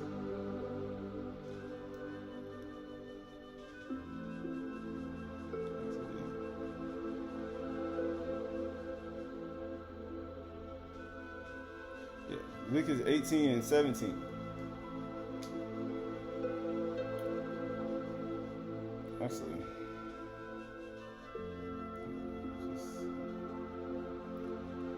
18 and 17. Let's go to 18 and 1. And Yahuwah Elohim spoke to Mashah, saying, speak to the people of Yasharal and say to them, because he showed his rules to Yasharal. He ain't dealt so with no other people. And say to them what? And it says, saying to them, I am Yahuwah your Elohim. You shall not do as they do in the land of Mizraim, children of Ham, which you have lived, and you shall not do as they do in the land of Canaan, to which I am bringing you. You shall walk in my statutes. You shall follow my rules, because I ain't dealt so with no other people. That's what he told Adam. You shall follow my rules and keep my statutes and walk in them. I am Yahuwah your Elohim. You shall therefore keep my statutes, my rules. If a person does them, he shall live by them. And I am Yahuwah. You're going to do them. What are the rules? He showed my rules to Yasharal. I did all this for you. And he said, none of you shall approach one who is a close relative to uncover his nakedness. You got to be sexually chaste. I am Yahuwah. You shall not uncover the nakedness of your father, which your nakedness of your mother. See, she is your mother. You shall not uncover her nakedness. You got to be sexually chaste. You shall not uncover the nakedness of your father's wife, It is your father's nakedness. You shall not uncover the nakedness of your sister, your father's daughter, of your mother's daughter, whether brought up in the family or in the other home. He said, set a mark on them who sigh and cry for all the abominations that are done in the earth. All this stuff is done in the earth today, in 2024 AD. You shall not uncover the nakedness of your son's daughter or of the daughter's daughter, for their nakedness is your own nakedness. He said this has been done today. You shall not uncover the nakedness of your father's wife, daughter, brought up in your father's family, since she is your sister. He said your enemies are there, your own household. He said your enemies will be there, your own household. You shall not uncover the nakedness of your father's sister. She is your father's relative. You shall not uncover the nakedness of your mother's sister, for she is your mother's relative. He said, why you say this? Your enemies are going to be your own house. You shall not uncover the nakedness of your father's brother, that you shall approach his wife. She is your aunt. He said your enemies will be there, your own household, your own family. Verse says, you shall not uncover the nakedness of your daughter-in-law. She is your son's wife, and you shall not uncover her nakedness. You shall not uncover the nakedness of your brother's wife. It is your brother's nakedness. You shall not uncover the nakedness of a woman of her daughter. And you shall not take her son's daughter or her daughter's daughter to uncover her nakedness. They are relatives. It is depravity. And you shall not take a woman as a rival wife to her sister, uncovering her nakedness while her sister is still alive. He said, he said, your enemies be there, your own household. He says, you shall not approach a woman to uncover her nakedness while she is in her menstrual uncleanness. He said, these are all the abominations that are done in the earth. He said, you know why they do it? Because they worship idols. Because this is what idol worshippers do. And you shall not lie sexually with your neighbor's wife, so to make yourself unclean with her. Why? Because this is all what they do, idol worshippers. You shall not give any of your children to offer them to Molech, or you take to your god that you actually, your star god, your star king. That's what Molech is, it's king. Your star king, your star god that you worship, your stargazing god that you worship, Kithum, your Siklu, your tent, where you go offering people at.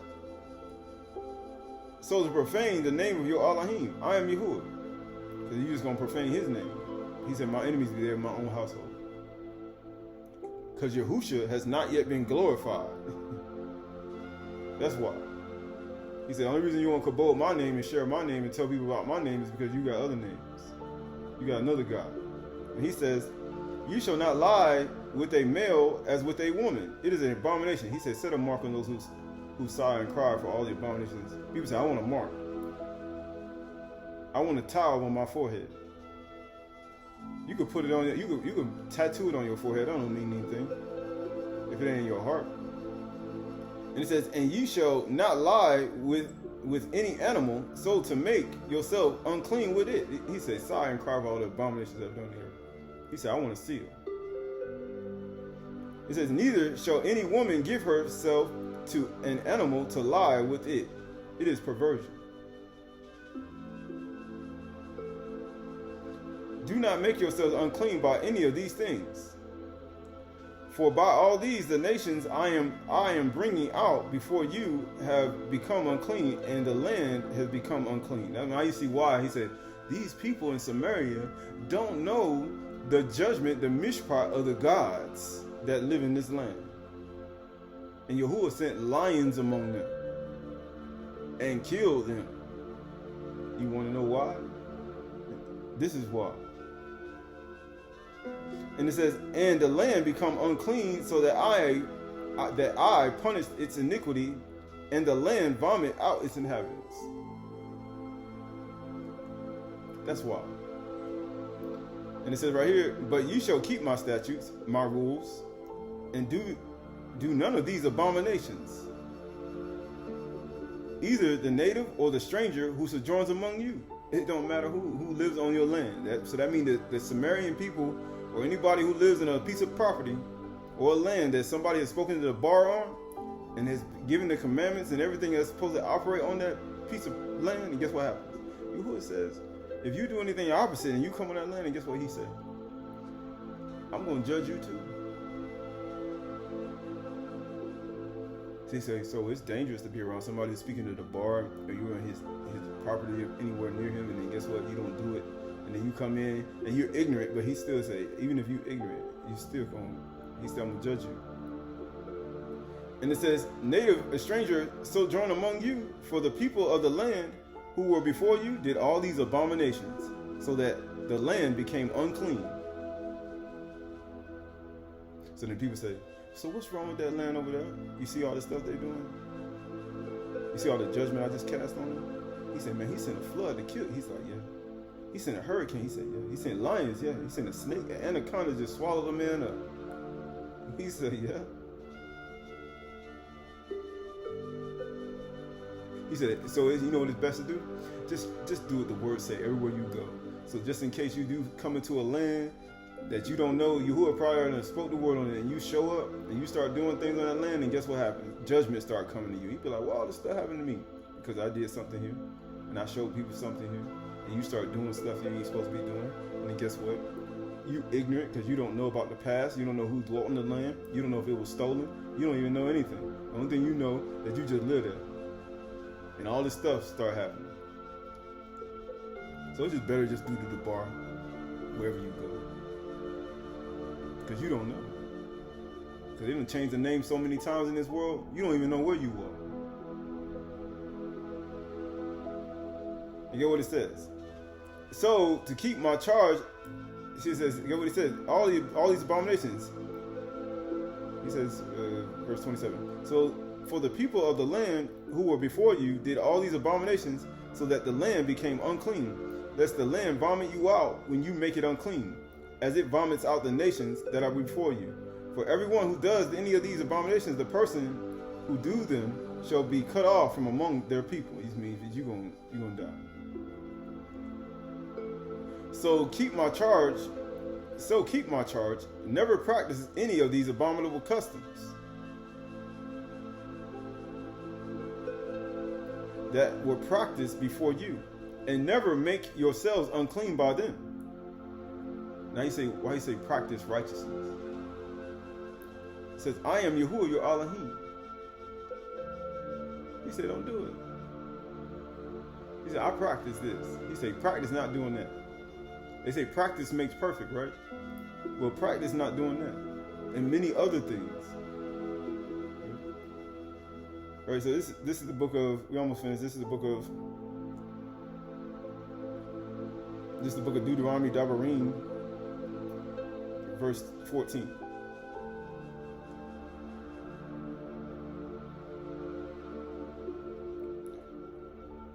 Actually, Deuteronomy chapter 32, verse 11. Dabarim chapter 32, verse 11. Deuteronomy 32, 11. And it says, like an eagle that stirs up its nest, that flutters over its young. People saying, why you always compare himself to an eagle? A Natsar, a Narash, right? It says, spreading out his wings, catching them, bearing them out of it on its pinions, on his claws. Yahuwah alone guided him. No foreign God was with him. He said, there ain't no foreign God with me. So what happens if you have a foreign God? He made him ride on the high places of the land, and he ate the produce of the field. What are we supposed to bring in on the field? On Chag Sukkah?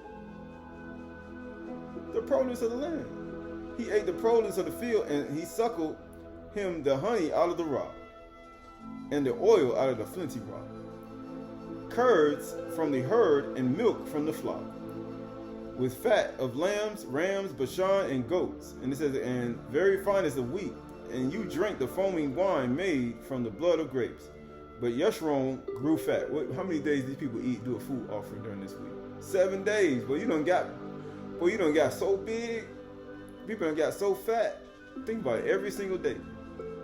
Eating, drinking every single day. and you done got to the 8th day, and now you say, you got a God up in you. You got another God, Elohim. You doing abominations. You got all things inside of your heart.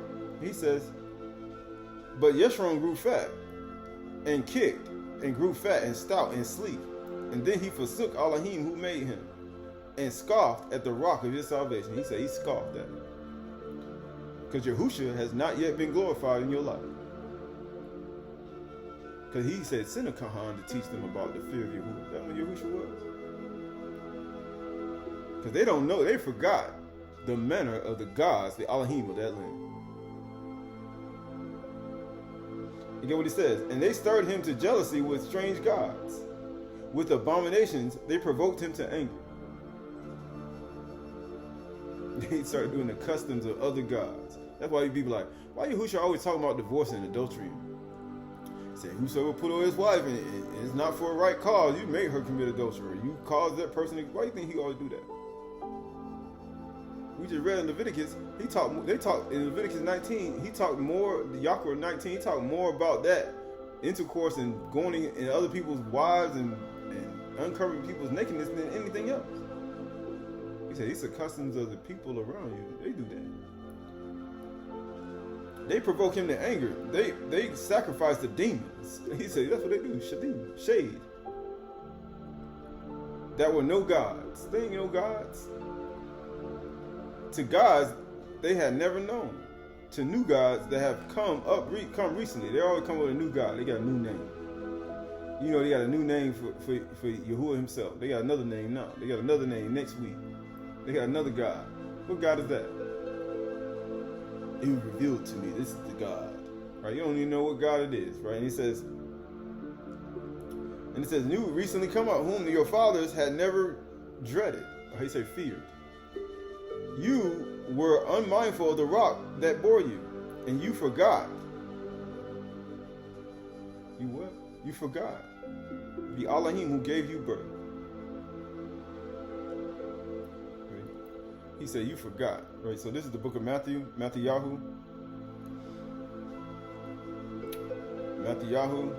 chapter 27, verse 39.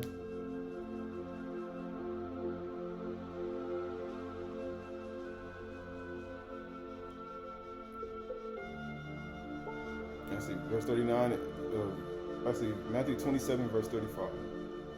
And when they had crucified him, they divided his garments among them by casting lots. And they sat down and kept watch over him there. They sat down. Right? What did he do that for? And they kept watch over him there. And over his head they put his charge against him, which read, this is Yahusha, the Malach of the Yahudim. And the two robbers who were crucified with him, one on the right and one on the left, and those who passed by derided him. What happened to the men of Elohim who was on the road? Everybody passed by. And then when they go tell everybody else in the city where he was from. And amazingly, what was on the left and on the right? What was on one side of him and on the left? The donkey and the lion. Where he was slain at.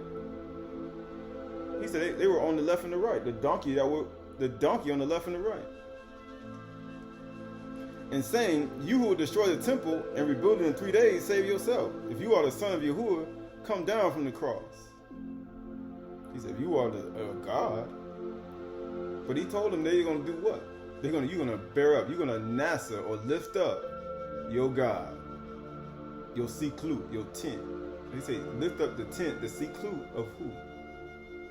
Of Nikun, your star God, your stargazing. Why do you think they were sitting down looking at him? They said they sat down and they watched them there. They were stargazing. They were looking at their God that they made up. He said, you bared up the tent of your star God, Nikun, and the siklut of your king, Nikun, right? And he said, you bared up. He said, you know, being that you did that, I'm going to send you into exile. And get what it says. 40 says, and saying, you who will destroy the temple and rebuild it in 3 days, save yourself. If you are the son of Yahuwah, come down from the cross. So also the chief priests and the scribes and the elders mocked him, saying, he saved others, he cannot save himself. They mouthing that. They scoffers. He said, Barak is he who sits not in the seat of what? Scoffers. What did they do? They were sitting down watching him. He said, Barak is the man who walks not in the counsel of the wicked. Why do you think he would tell them to come down the cross? No, sitteth in the seat of scoffers. nor gets in the way of sinners. He said, I see you sitting down there watching me, you stargazers, looking at me on the cross. He said, you know what? I'm Barak. You scoffers, you mouthing that. And guess what he said? You mocked him, saying, he saved others, he cannot save himself. If he the Malach of Yasharal, let him come down from the cross. If he the star, Nikum, whom we bore up on our, the tent that we lifted up, let him come down. Because that's what he is. He's a star from the sky. He said, let him come down from the cross. And we believe that he's king. He's the king of Yasharal and Yehuda. Not even knowing. They had a king they lifted up, but it was their star god. Because they didn't acknowledge Yahusha. But being that they didn't acknowledge Yahusha as the son of Elohim, they were only acknowledging their star god. That's why they were mocking him as the king of Yasharal and Yehuda. He said, but you hear what the people saying about the two clans? The two houses in the beginning? He said, but set a mark on those who sigh and cry for all the abominations that are done in Jerusalem.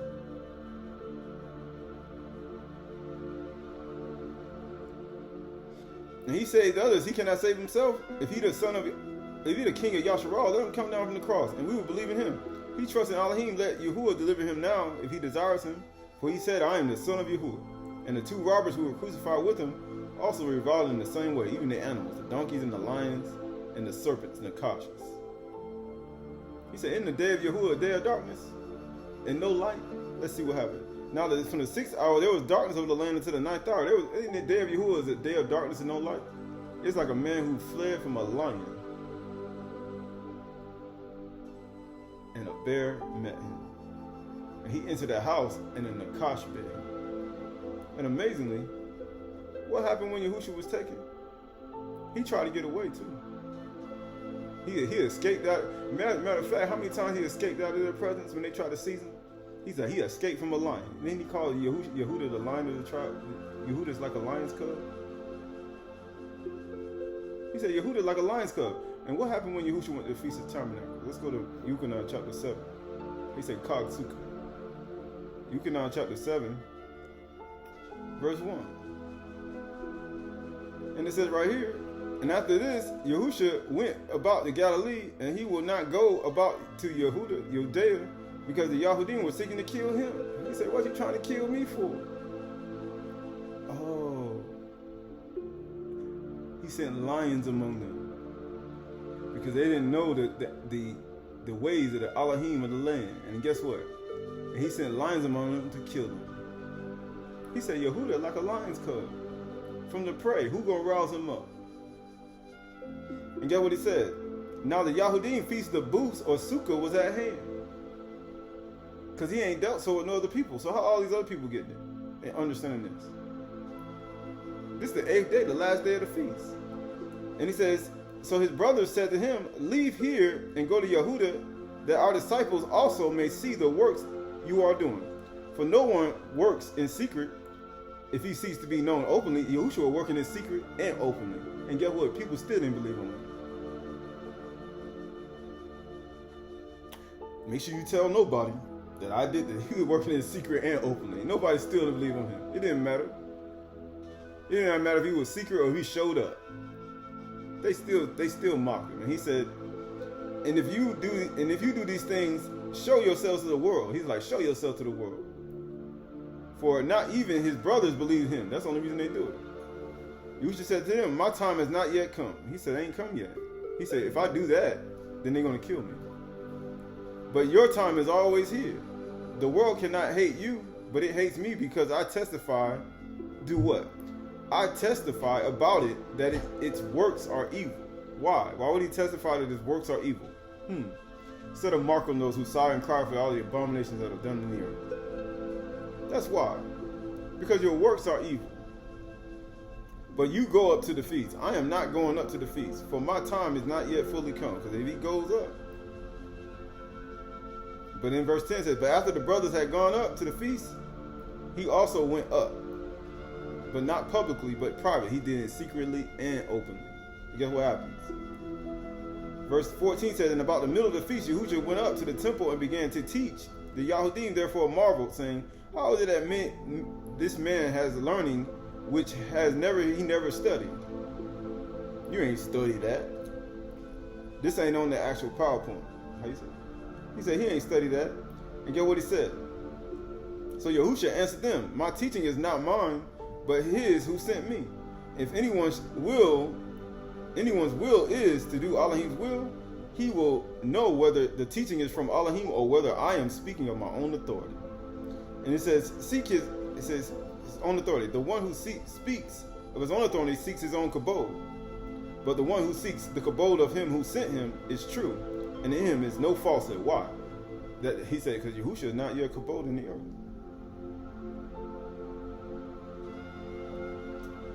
Has not Mashiach given you the Torah? Yet none of you keep the Torah. You keep the law. You don't even keep the judgments. Why do you seek to kill me? Because you're the one that should be killed by lions. Because you forgot the manner of the law of the land, the Torah, the mishpat. The crowd answered, you have demons. He said they sacrificed the demons. Isn't that what he said? We just read. Why do you think they saying he got a demon? Because he think he sacrificed the demons. They think Yahushua sacrificed the demons when it was actually them that was sacrificing the demons. And it says, who is seeking to kill you? Yahushua answered them, I did one work and you all marvel at it. Mashiach gave you circumcision, not that it's from, it says from the fathers, but you circumcise a man on the Shabbat.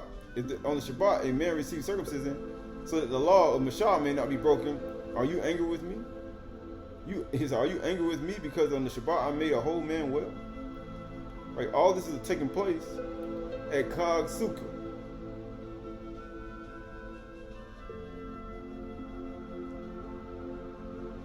Right, verse 25 says, so the people of Jerusalem therefore said, it is not this the man whom they seek to kill, that the lions don't seek to kill? He said it's just like the day of Yahuwah is like a man fled from a lion and a bear met him. And he fled from a bear and entered a house and a Nakash bit him. And he says, but we know that this man has come from, where this man would come from. And when Mashiach appears, no one will know where he comes from. So Yahushua proclaimed as he taught in the temple, you know me and you know where I am come from. Right? Verse 32 says, and the Pharisees, this is Yuchanan 7:32, the Pharisees heard the crowd muttering. The Pharisees heard the crowd muttering. What he said, take away the noise of your song, the harmon, the murmuring of your noise of your songs. I hate your feast days. Why do you think Yahushua right here, at the feast right here, Chag Sukkah? He said, I hate your feast days, your muaz, your solemn assemblies. I hate it. Why do you think he's doing right here? Because the people murmuring. He said, turn off the noise of your song. What do you think he's doing right here? He says these things about him. He says, and the Pharisees heard the crowd muttering these things about him, and the chief priests and the Pharisees sent officers to arrest him. It's like a man who, he said, the day of Yahuwah is like a day of darkness. It's like when a man met a lion. He escaped from a lion and a bear met him. What do you think the lion is doing right here? And they sent officers to arrest him. Then Yahushua said, I will be with you again. I will be with you a little longer, and then I am going to him who sent me. You seek me, and you will not find me. Where I am going, you cannot come. The Yahudim said to him, another, where does this man intend to go, that we may not find him? Does he intend to go to the dispersion among the Greeks, and go teach the Greeks? What does he mean by saying, you seek me, and you will not find me, and where I am going, you cannot come? He said he did all this on the feast day. What today is? This is seventh. This is the 8th day. Let's see. On the day of the feast, the great day, Yahushua stood up and cried out, if anyone thirsts, let him come to me and drink. Whoever believes in me, as the scripture has said, out of his heart will flow rivers of living water. He says, now this he said about the Ruach. Because that's all it's about. Whom those who believe in him will receive. For as the Ruach had not been given, because Yahushua had not yet been kabod. And when they heard these words, some of the people said, this is really the Nabi. Others said, this is the Mashiach. But others said, is the Mashiach to come from Galilee? How has not the scripture said that Mashiach comes from the offspring of Dawood, why would he say offspring of Dawood? And comes to Bethlehem, the village where Dawood was? Huh? He said, you're going to have to get rid of day and night and get rid of this covenant that I got with Yaakov and Dawood. That's the only way you're going to get rid of it. And I don't think anybody has been successful at stopping day and night from coming. And it says, so there was a division among the people over him.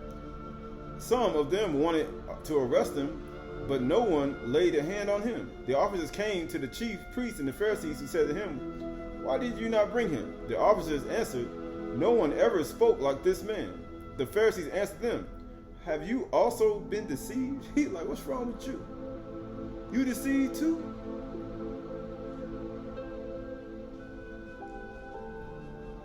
It says, have any of the authorities of the Pharisees believed in him? We ain't believed in him. We don't. If the leaders don't believe in him, you shouldn't believe in him. That's literally what they just said. If the leaders don't believe in him, you shouldn't believe it. Have we believed in him? But this crowd that does not know the law is accursed. He said they don't know the law. Oh, then he said, send a priest. Because remember, they didn't know the law of the land in Samaria. He said, send a priest who's going to teach them the fear of Yahuwah. What do you think Yahushua doing right here? He said, these people don't even know the law. They are cursed. We ain't accursed, the Pharisees, right? But Yahushua was there as a Kahan to teach those people the fear of Yahuwah. But it was the day of Yahuwah. And get what it says. Nicodemus, who had gone to him before and who was one of them, said to them, does our law Torah judge a man without first giving him a hearing and learning what he does? They replied, are you from Galilee too? They like, you from there too, huh?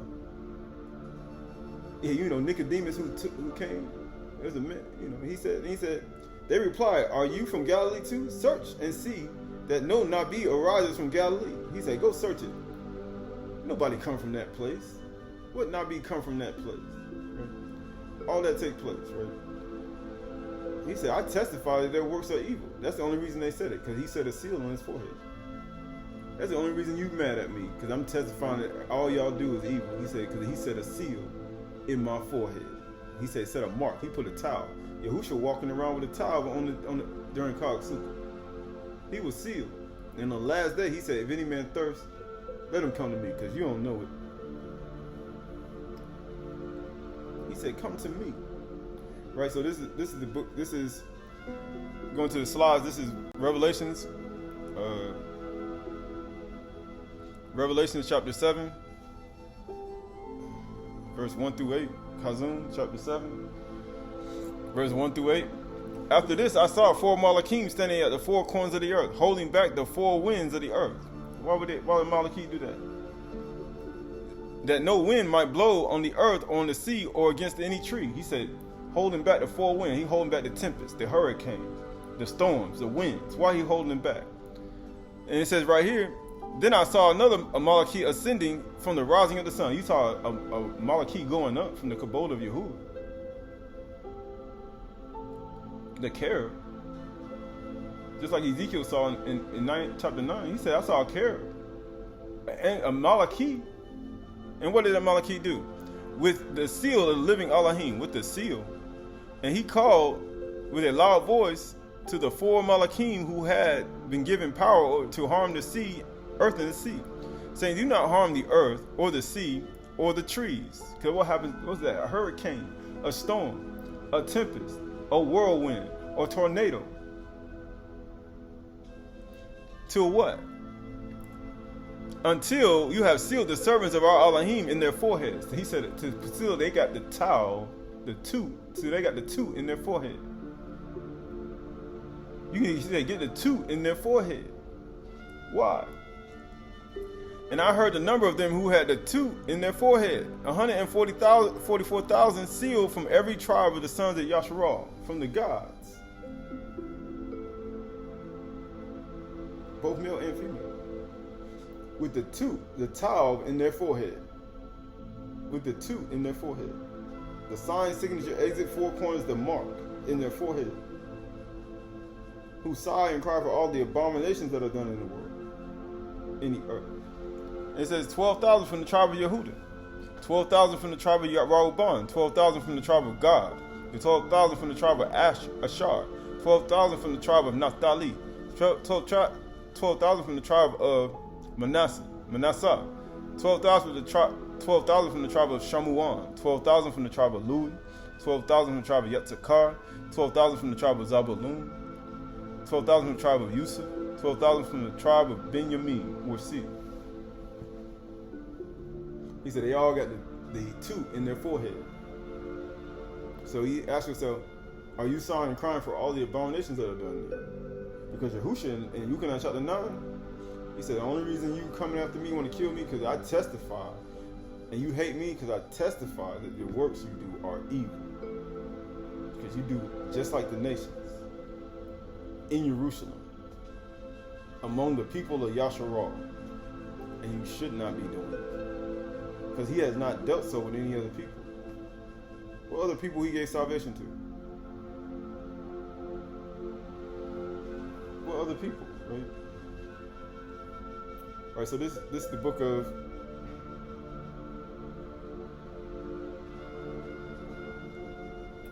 Psalms, chapter. Book of Psalms.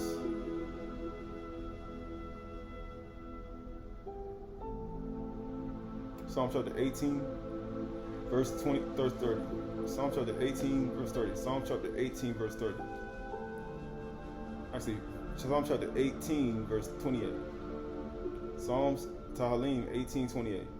For it is you who lights my lamp. Yahuwah, my Elohim, lightens my darkness. Just like it in the beginning. He said, you light my darkness. You light my darkness with instructions. He said, the things you heard in the dark, he said, make it known in the light. Verse 29 says, for by you I can run through a troop. For by my Elohim I can leap over a wall. This Elohim, his way is perfect. The word of Yahuwah proves true. He is a shield for all those who take refuge in him. For who is Elohim but Yahuwah? And who is the rock except our Elohim? The Elohim who equipped me with my strength and made my way blameless. He made my feet like hinds' feet of a deer and set me secure on the heights. He trains my hands for war so that my arm can break a bowl of bronze. You have given me the shield of your salvation. And your right hand supported me, and your gentleness made me great. You gave a wide place for my steps under me, and my feet do not slip. He said, what? You gave a wide place for my steps under me, and my feet do not slip. Right? This is Ode Shalom. Odes of Solomon, chapter 39. Ode Shalom. Odes of Solomon, chapter 39, verse 1. It says, raging rivers are the power of Yahuwah. They bring headlong those who despise him. Why do you think the Malachim brought him out? And his feet, and it was a flood. It was on his ankles, then it was on his knees, then it was on his waist. Then it was deep enough for him to swim in, and he brought him right back to shore. And amazingly, isn't that what you do when you get immersed? And what happens after that? All that immersion Yahushua had put him on. And he said, what do you see? What is this you see? He said, you see all these things? He said, wherever that river is, he said, that's how trees on the left and on the right. He said, wherever that river is, that's where they're going to live. And it says, raging rivers are like the power of Yahuwah. They bring headlong those who despise him, and entangle their paths, and destroy their crossings. But he said right here in Psalms 18:36, you gave a wide place for my steps under me, and my feet does not slip. Right? And it says right here, going back to Ode Shalom 39:3, and it says, and entangle their paths and destroy their crossings, and catch their bodies and corrupt their natures. For they are more swift than lightnings, even more rapid. But those who cross them in Amunah shall not be disturbed. He said, it's gotten deep out here. Matter of fact, it's so deep, you can't even swim in it. And he says, but those who cross them in Amunah shall not be disturbed. And those who walk on them faultlessly shall not be shaken. As for my Elohim, his way is perfect.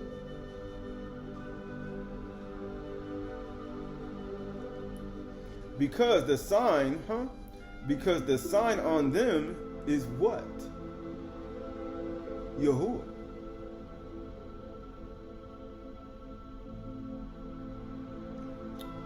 And the sign is the way for those who cross in the name of Yahuwah. Because if you cross with any other Elohim, he said you're gonna be crossing with falsehood. You're gonna be crossing falsehood. You're gonna be shaken. You can't cross that river with any other God, any other Elohim, any abominations, right? And it says, therefore put on the name of Yahuwah the Most High, and know him. What do you mean you gotta know him? To know him. How you gonna know him? Give me a priest, a Kahan, and send them to the land and show them the ways of the judgments of the gods of the land. That's why Yahusha came. He said, why he come? He says, therefore put on the name of Yahuwah, name of the Most High Yahuwah, and know him. Right? So this is the book of Hosea.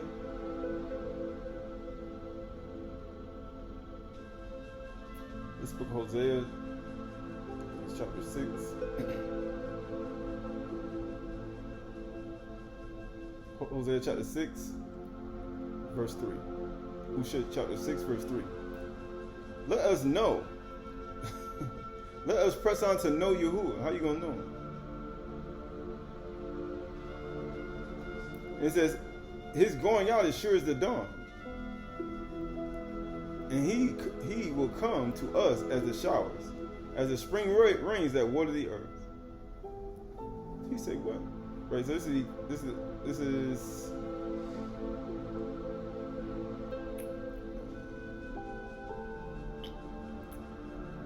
book of Matthew. Book of Matthew.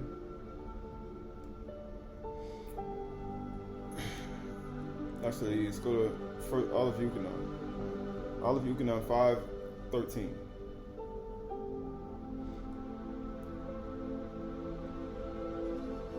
First John or Akkad Yukonon 5:13. I write these things to you who believe in the name of the Son of Yahuwah, that you may know that you have eternal life. And this is the confidence that we have toward him, that if we ask anything according to his will, he hears us. And if we know that he hears us in whatsoever we ask, we know that we have the request that we have asked of him. All right, so let's see. Going back to Odi Shalom 39:7. Odi 39:8. Ode to Solomon 39:8. It says, therefore put on the name of the Most High and know him, and you will cross without danger. Because the rivers shall be obedient to you. Man, it's deep out here. And Malachi brought him right back to shore. But he said the rivers be obedient to you. And it says, Yahuwah has bridged them by his debar, by his word, and he walked and crossed them on foot. And his footsteps were standing firm upon the waters and were not destroyed. And we talked about this, right? And it says, but they are like the beam of wood that is constructed on truth. Right? That's why when he told Qahalath to come out on the water, he told him to do what? He said, command me to come out. And he walked, and he looked around, but he started to fear, and he started to sink. But even as the father helps his son, he puts his hands out and he grabbed him in Mark chapter 4. And they saw Yahusha walking in the fourth watch of the night, walking on the sea. And they supposing he seen a ruach, a spirit. But he was like, it was just like he was walking like a bridge on top of the waters. Verse 10 says, and his footsteps were standing firm upon the waters and were not destroyed, but they are like a beam of wood that is constructed on truth. Because he said, if any man teach any other Mashiach, and you take and bring in any other truth, he said, you actually just keep listening to it. You keep eating the bread and the water. But if you cross an Amunah, he said, no danger gonna happen to you. And get what it says. He said, you gotta cross over. What do you think this 8th day represents? Having this seal, he said, I seal you in your forehead. He said, set a mark on those who sigh and cry for the abomination. That's what this day is about. And it says, and his footsteps were standing firm on the waters and were not destroyed, but they are like a beam of wood that is constructed on truth. For the commandment is a lamp, and the Torah is a light. Right? Righteousness is righteousness forever, and that Torah is the truth. But the footsteps of our master Mashiach were standing firm. Actually, on this side, verse 11 says, on this side and on this side and on that the waves were lifted up, but the footsteps of Yahuwah Mashiach were standing firm. He said the waves were lifted up. He said, but his footsteps were standing firm. What did he say they're going to lift up? They're going to announce it. He said, the son of Adam will be lifted up. When he be lifted up, I'm going to draw all people to myself. When the waves were lifting up, that's what the waves are, the people, the waters. He said, loosen out the four winds of the four corners of the earth until the Kadashim are sealed in the forehead. When the waves were lifting up the waters and I was lifted up, my feet were standing firm. Come down from the cross and we'll believe in you. Why do you think they were under his feet? You're just like a log I'm standing on. Man, you're just like a bridge.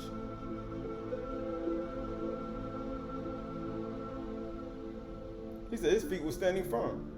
And they are neither blotted out nor destroyed. And the way has been appointed for those who cross over after him, and for those who adhere to the path of his Amunah, and who will adore his name. Because Mashiach has not yet been glorified. He spoke of the Ruach. But this he spake of the Ruach, which they should receive, because the Ruach has not yet been given to you. Because Yahushua's name has not yet been glorified in your life. That's why. He said, today is the day of salvation. He said, I'll give it to you. He said, I'll give it to you. Right? So this is the book of, going to the slide, is Ephesians chapter 4, verse 17 through 32. This is Ephesians chapter 4, 17 through 32. Ephesians 4, 17 through 32. Now this I say and testify in Yahuwah, that you must no longer walk as the Gentiles do. Isn't that what we just read about in Leviticus 19? He said, set a mark on those who sigh and cry for all the abominations that are done in the world. The Ham and the Canaanites and the Hivites and the Jebusites and the Girgashites and Asmodeus and Arturus and the Archons and Satanal and the devil and Mastama and the Shadim. He said, don't walk in their ways. And Akoros and Abihui and Aktum. Right? Don't walk in their ways. He said, why? Don't even follow their path. Don't even believe on them. And he says, in futility in their minds. They are darkened in their understanding, alienated from the life of Elohim. They darkened it because of the ignorance that is in them. Why do you think those people were killed with the lions? He said, they don't know the actual Torah. They don't know the law, the judgment of the people in the land. Due to their hardness of heart. They have become callous and have given themselves up to sensuality, greedy to practice every kind of impurity. He said, for this is what the nations do, the Goyim do, Ham and the Canaanites do, and the people I brought you out from, they do these things. He said, make sure you don't make yourself unclean by these abominations. I said, a mark and a seal upon your forehead. But that is, it says, but that is not the way you learn Mashiach. I didn't teach you that, Shaula. I didn't teach you that. I ain't teach you. That ain't the way you learn Mashiach. You didn't learn Mashiach doing the ways that they do. Assuming that you have heard about him and were taught in him, as the truth is in Yahusha, to put off your old self, which belongs to your former manner of life, and is corrupt through deceitful desires. Because you can't get no inheritance with Benjamin, if you gonna do that. Because he said, I set a seal on all those who are in Benjamin. That's where the tribe Shaul was from. Who sigh and cry for the abominations that are done in the earth. And get what he says. He says, and manner of life is corrupt through deceitfulness of desires. And to be renewed, it says right here, assuming, verse 21, that you have heard about him and were taught in him, as the truth is in Yahusha, to put off your old self, which belongs to your former manner of life and is corrupt through deceitful desires. So what does "tut" represent? "Tut" means desires. It meant desires. "Tut," he says, set a mark, a 2, in their forehead, for all those who sigh and cry for all the abominations that are done in Jerusalem. And get what it says.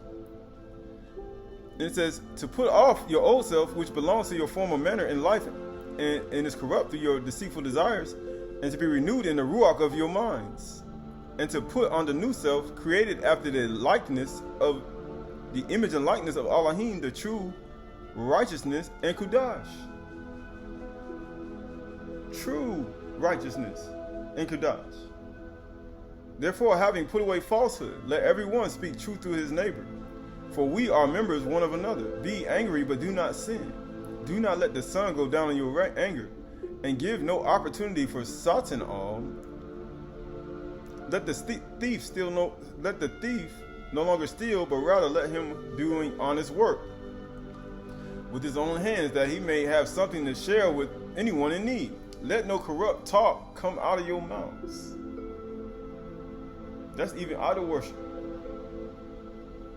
Idol singing, doing all that. He said idol praise to other gods.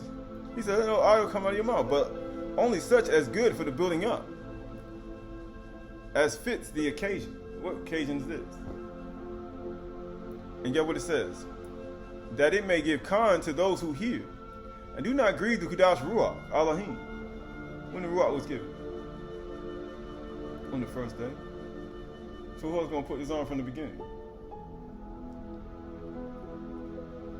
The 2 houses, the 2 clans, and all those who inherited through the 2 clans, like the people in Ephesus are doing right here. Through Benjamin.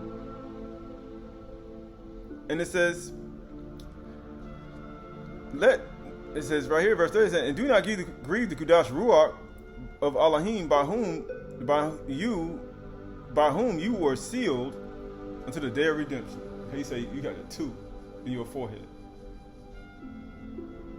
Let all bitterness and wrath and anger and clamor and slander be put away from you with all malice. He said, why you got to put all that away? Because these are all the things that the people of the world do, the people of the nations. And it says, be kind one to another, tenderhearted, forgiving one another, as Elohim Mashiach has forgiven you. He said he forgave you. Right, so this is the book of, he said he forgave you. Right, so this is the book of,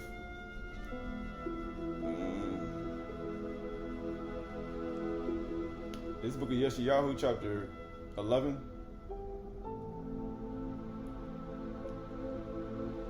Yeshayahu, chapter 11.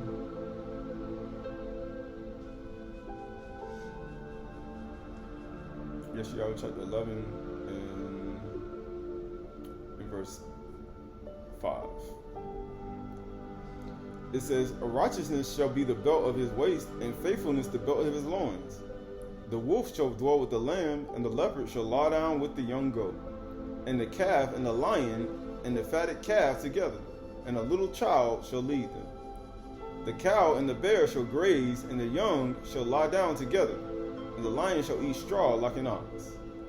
The nursing child will play over the hole of a cobra, and the weaned child shall put his hand to the adder's den. They shall not hurt or destroy in Makudash Mountain. Why? Because once you speak to the bar over a piece of land, all the creatures and the animals understand the manner of the gods and the Elohims and the judgment of that land. And nobody gonna hurt nobody. As long as everybody do what they're supposed to. As long as everybody do what they're supposed to and obey the voice of Yahuwah, even the animals themselves. He say, nobody gonna hurt nobody. But as soon as somebody starts doing things and they don't understand the manner of the land, whether you do it willingly or you ignorant, he said, then I say judgment.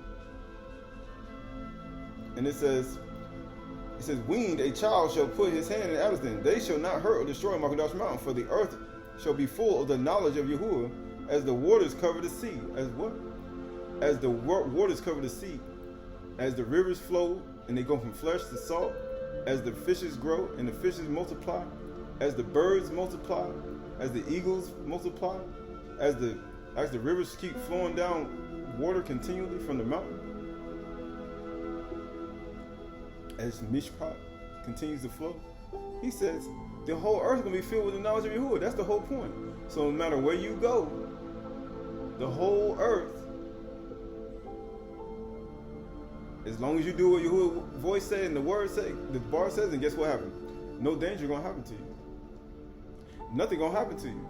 That's in the whole world. The whole earth. But as soon as somebody on the whole earth started doing something different, and Yahuwah's like, judgment. And it says right here, in that day, the root of Yeshai, who stands as a signal for the peoples, of him shall the nations inquire, and his resting shall be glorious. Kabod. In that day, Yahuwah will extend his hand a second time to recover the remnant of his people, the remains of his people. They said he's going to raise what? A remnant of his people.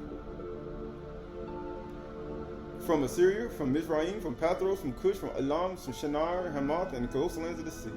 And he will raise a signal for the nations, and will assemble the banners of Yasharah. What a signal. Yahuwah said, if the son of Adam be lifted up, I'm going to draw people to myself. He said, who the signal? Okay, he the signal. And guess what happens? And he will raise up a signal for the Goim, and will assemble the banners of Yasharah. He's going to raise it up for the nations.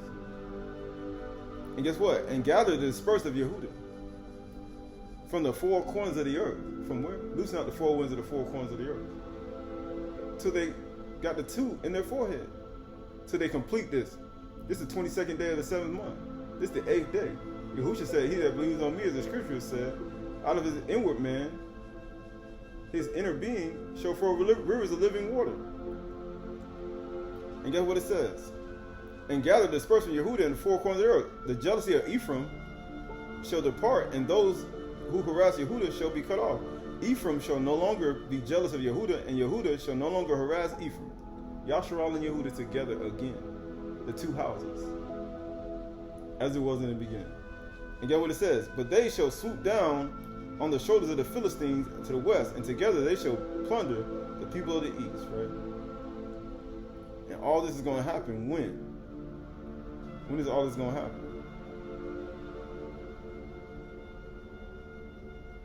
Right? When is all this going to happen? When is all this going to happen? Right, so going over to, let's go over like 3 verses. Yeah. Let's go to verse 15. It says, and Yahuwah will utterly destroy the tongue of the sea of Mizraim. What did the people in Mizraim do? All those abominations that we read about. And it says, and will wave his hand over the river. Over what? Over the river, and will with a scorching breath. Huh? With a breath. He's going to breathe into his nostrils, and man became a living soul. Let's see what happened. And strike it into 7 channels.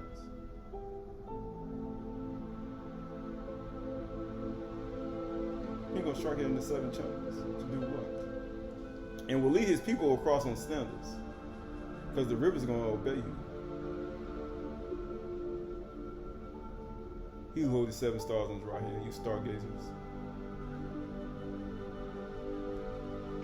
And there will be a highway from Assyria and for the remnant that remains of his people, as there was for Yasharal when they came out of the land of Mizraim. He said, but if you cross in the moon, no danger going to take you. Right. So this is the book of Exodus, chapter Shemuth Exodus.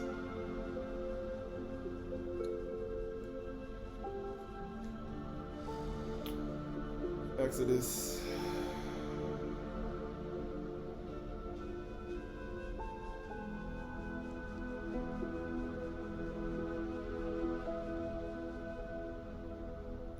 Shemuth Exodus. Let's go.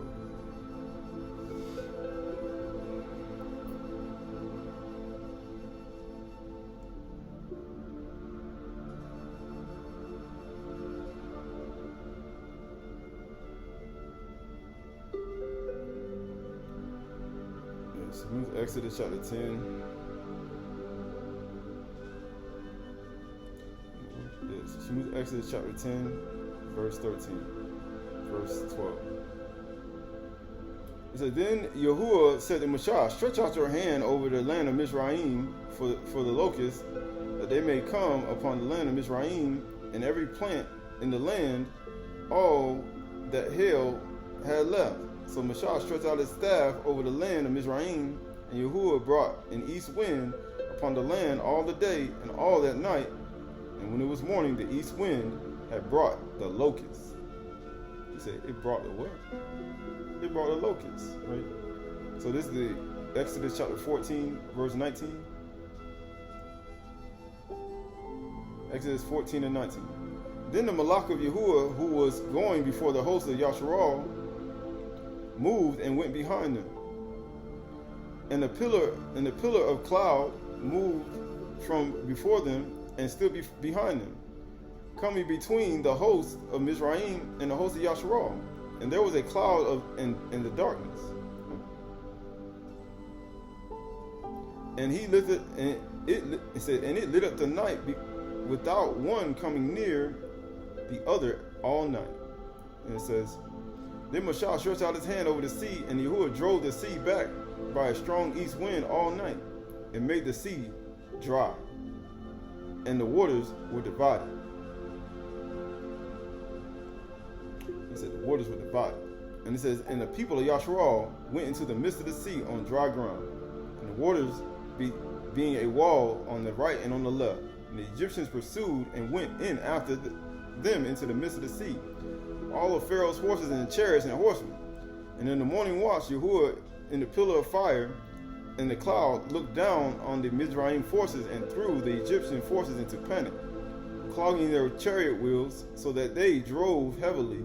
And the Mizraim said, let us flee from before Yasharal, because he ain't dealt so with no other people. For Yahuwah fights for them against the Mizraim, against all those people who do all the abominations in the earth. And guess what happened? And Yahuwah said to Moshe, stretch out your hand over the sea, that the waters may come back upon the Mizraim. He said, do it again. He said, they may come back on them, right? Upon their chariots and upon their horsemen. So Moshe stretched out his hand over the sea, and the sea returned to its normal course when the morning appeared, and the Egyptians fled into it, and Yahuwah threw the Egyptians into the midst of the sea.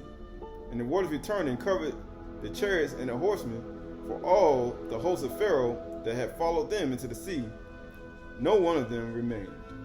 You know why? ODE Shalom chapter 39, verse 6. And those who walk on them faultlessly shall not be shaken. Why do you think they were shaken?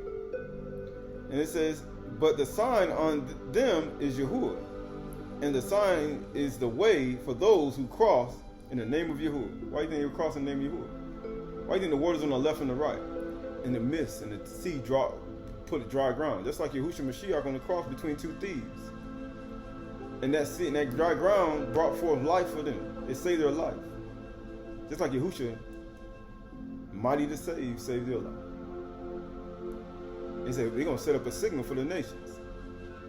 And he's going to gather his remnant from the four winds of the four corners of the earth. Why? That's he's going to lift up the signal. That's Yahushua Mashiach. And it says, because the sign of them is Yahuwah. And the sign is the way for those who cross in the name of Yahuwah. So yeah, you got to cross over from the idol worship, from all of the idolatry and all the abominations represent the other side of the river. And you got to cross to the other side. If you leave it behind. If you leave it behind, then you cross over and then you get the seal of Yahuwah's Elohim in your forehead, and then guess what happens? You put away all slander and malice and hatred and all the things that happen on the other side, and you cross over, and guess what happens? You will say, I see you in your forehead. Then guess what you'll be doing after you leave it all behind? You're going to be sighing and crying for all the abominations that are done here, because those are the things you used to do. And guess what it says? Because the sign of them on them is Yahuwah, and the sign is the way for those who cross in the name of Yahuwah. Therefore put on the name of Yahuwah and know him, and you shall cross without danger. That's what happened to Pharaoh. He couldn't cross without danger. They drowned. And guess what it says? Because the rivers shall be obedient to you. What do you think the Nile River was for? It was obedient to him. And guess what it says? Yahuwah has bridged them by his debar, and he walked and crossed them on foot. He said, I'm going to smite in 7 channels, and they're going to cross in sandals. And his footsteps were standing firm upon the waters and were not destroyed. They were not destroyed. Right, so this is the last couple things we've done. This is the Nazarene Acts of the Shalakim. Basur, how good news gives power over demons, right? They say they sacrificed the demons. They say Yahushua had a demon because he testified that their works were evil, right? But it says right here, you see how important it is to acknowledge Yahuwah and the obedience and the observance of divine obedience. It's a divine obedience to keep Chag Sukkah. This is the 8th day. He said that's divine obedience. That's what Elohim is. He holds judgment in the midst of the gods. It means divine. They say divine feminine, divine masculine. They say put on the divine nature, as Qahalath wrote, supernatural being, right? It says which not only protects you who believe from the assaults of demons, but also gives them command over those who rule over others. Why? Because it protects you. Why do you think those people got destroyed by the lions? Why do you think the man Elohim got killed by a lion? Why do you think Kua got deceived in the garden, in the Kosh? Why do you think that a bear, he said, let a bear meet a man, rob or a cuz meet a man his folly? He said, that's a day of Yahuwah, that's judgment. And it says, assaults the demons, but also gives them command over those who rule over others. Just like he's make the waters, the rivers obey you, he said, I'll make the spirits obey you through divine obedience. And therefore, it is a necessity for those who are of the going nations to betake yourself, to join to Yahuwah, and to keep yourself from all uncleanness. Here, to join yourself to the 12 tribes of Yasharal.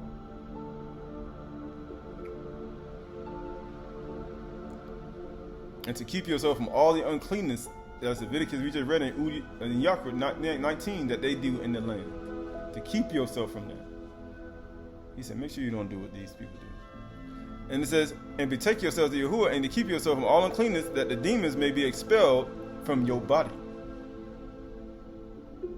From the idols in your mind, and Yahuwah may dwell in you. You got to get rid of it in order for Yahuwah to dwell. He says, the only reason he spake of the Ruach, which they should receive, because the Ruach has not yet been given to you, because Yahushua has not yet been kabod in your life, or you mean you still haven't expelled the spirits inside of you. So therefore, the Ruach has not been given to you, and Yahushua has not been kabod in your life. You mean lifted up. on the throne. He said just like a tent. He said you still got your star god. You still got your fat man with a little cape on. You know, the little fat guy with the blue guy, the big fat guy from Star Wars. They make an idol out of it. And it says right here, it says, therefore it is necessary for you who are the growing nation to betake yourselves to Yahuwah and to keep yourself from all uncleanness, that the demons may be expelled and Yahuwah may be dwelling in you, inside of your body, in your tent.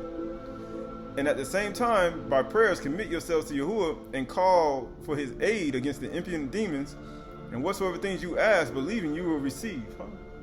We are sure that when you ask anything in Yahushua's name, he said he will give it to you. We read that in Ephesians. But even the demons themselves, in proportion that they see Amunah growing in man and woman, in the proportion they depart from him. So demons can see you when you're Amunah growing. They can see inside of your mind. They can read your whole consciousness. They can read every single bar that you've learned and everything you remember. They can see it all in your mind. And if you have a little bit in there, guess what they do? They can read your thoughts. They know when you ain't growing in the moon. They know when you're not growing. They know when you ignoring. They know everything. They can read your mind in 3 minutes. They say, oh, he ain't got that. And she ain't got that. Grow. They say, Mamuna, grow in man, because you can't cross to the other side unless you got faith. You can't grow. You can't cross to the other side of the river without a moon. In proportion, they depart from him or her, residing only in the part in which something of infidelity still remains. They say, we can still stay a little bit.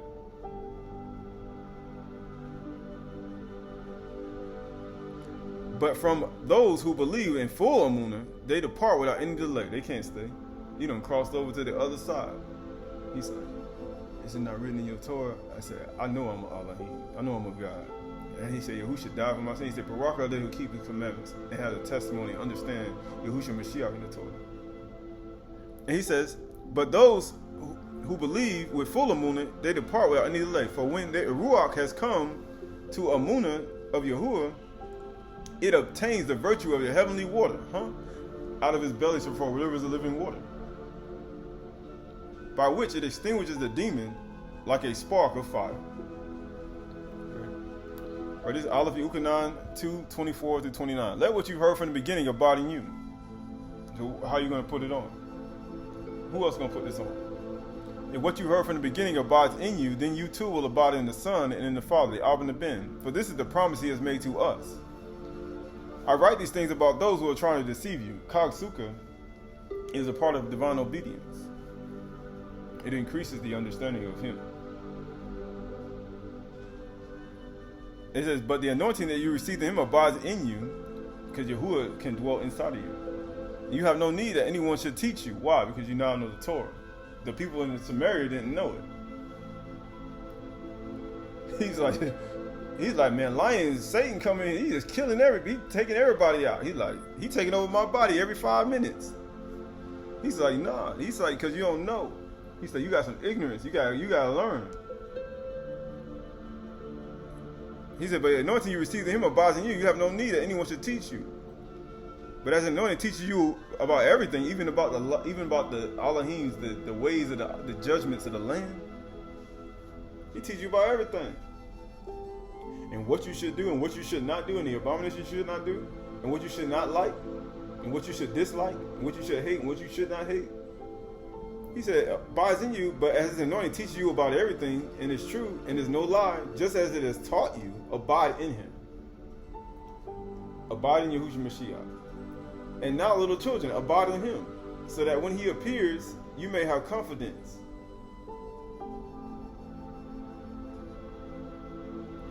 And not shrink from him in shame at his coming. Right? Because when he comes, he's not going to be dealing with, how you say, he's not going to be like Saul and blaming other people. Oh, I didn't destroy everything you told me to destroy. Now Yahushua not going to do that. The people, he ain't going to do that. He going to do everything he said. Right? And it says, you're going to shrink back at his coming. He said, you're going to hide in the bush. if you know that he is righteous, we know he righteous, you may be sure that everyone who practice abominations,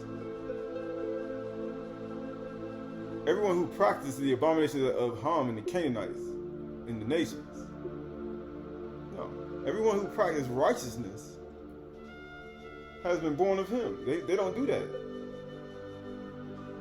He said that why? Because they said that your enemies are out of your own household. You are sure that they who are practice righteousness are born of him. He said, you sure? But see, why you still doubt? Because just like something else say, he said what? He the artifact of all error and doubt. And what happens after that? You take over your mind, your body. And he said, man, you have not so learned. You still gotta go learn. He said, I haven't learned everything. He said, Satan seeking somebody to devour. I see a little bit. And guess what? He coming for it. It's like a scent. It's like a scent. He said, you give off a scent. Right? But we look at all this truth. One more scripture, one more thing we're done. This is Aydah Shalom. Aydah Shalom, Odes of Solomon.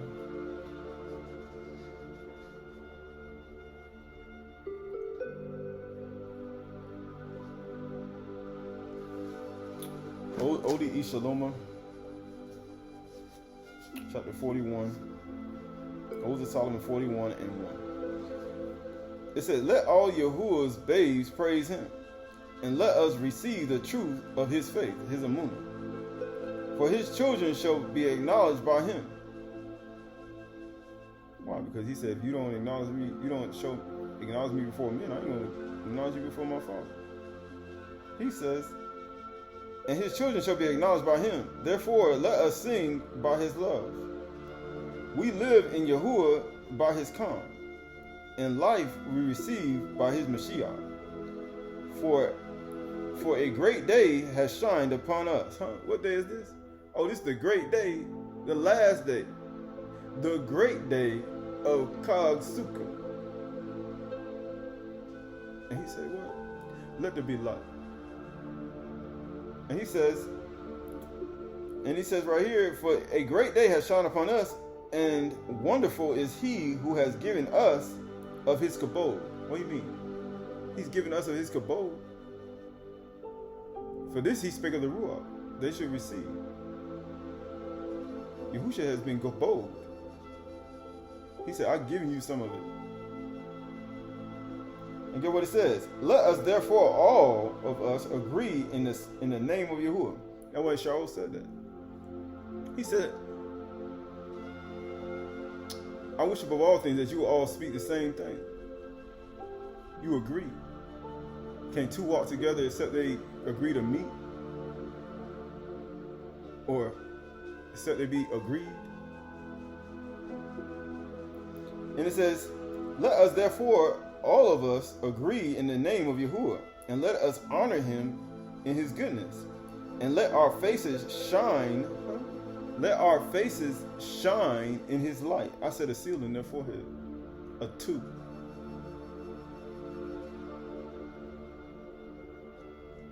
And let our hearts meditate in his love. Out of his belly, his heart, his inward being shall flow rivers of living water. It says by night and by day. Why? Because if the only way you're gonna get rid of this covenant, this promise that I had to Yaakov, the 12 tribes, and to David, David, that it shall not fail a man to sit on the throne. You gotta get rid of day and night. You gotta stop the sun from shining. You gotta stop the first day of creation in order to get rid of this. In order to stop that. In order for a person who shines in the sun to say, I'm black and beautiful. I'm black, but not ugly. Like the tents of Kedar. That's the only way you're gonna have to do it. That's the only way. Yeah. And get what it says. And let us exalt with his exaltation of Yahuwah. All those who see me will be amazed, because I am from another race. He said, I'm from another race. He said, I'm from another race, right? That's part of my mind. I know it's this is This is,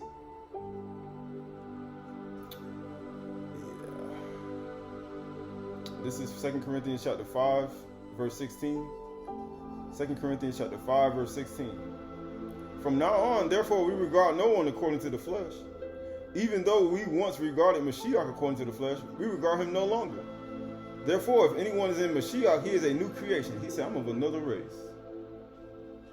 The old is passed away. Behold, a new has come. All this is from Yahuwah Elohim through Mashiach reconciled us and gave us the ministry of reconciliation. That is, in Mashiach, Elohim was reconciling the world to himself, not counting their trespasses against them and entrusting us the message of reconciliation. Therefore, we are ambassadors of Mashiach. He said, let our faces shine.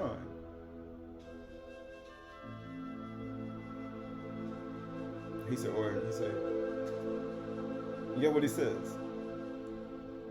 What does it say right here? And it says that is in Mashiach was reconciling the world to himself, not counting the trespasses against them, but entrusting to us the message of reconciliation.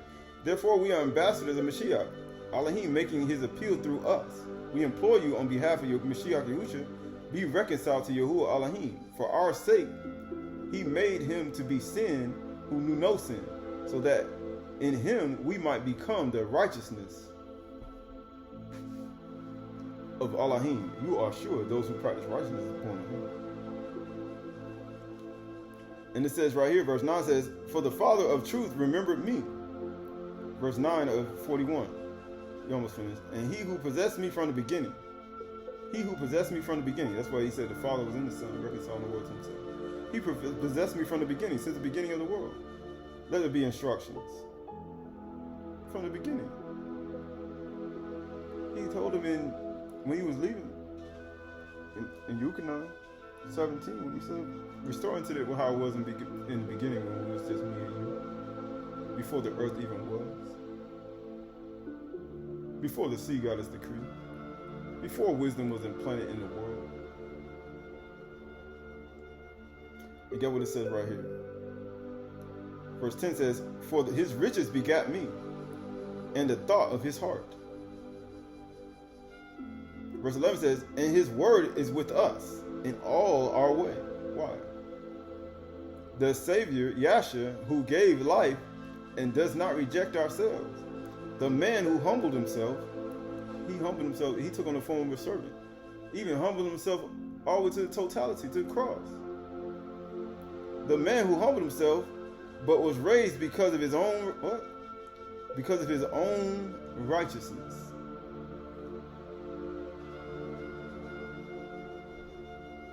His own righteousness.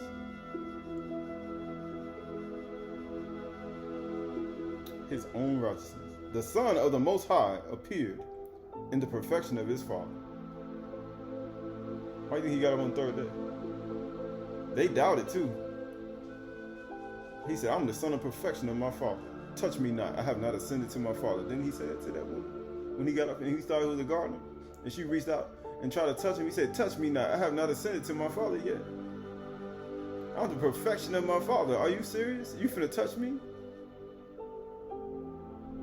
And he says, verse 14, the light dawned from the word. It dawned till the day dawned and day started rising in your heart. It dawned by the bar that was before time in him. That was before time in him. The light dawned from the word that was before time in him, before the fourth day of creation. Before time ceases days, years, and muaz, and shanan, and all that. Before Yasharal and Yehuda was created. Before I, your mother, and your brother shall bow down and worship you, yes. Just like Yusuf prophesied in Bereshit 37. He already knew that they were going to, he already knew. Y'all, everybody in here going to be bowing down and worshiping him, because he was actually here before time itself.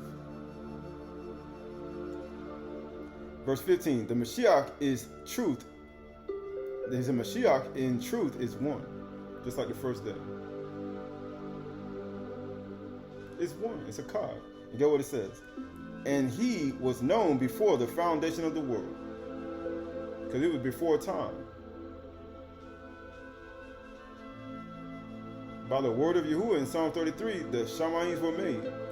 Proverbs chapter 8, Yahuwah possessed me in the beginning of his ways. Wisdom did, before the world even was.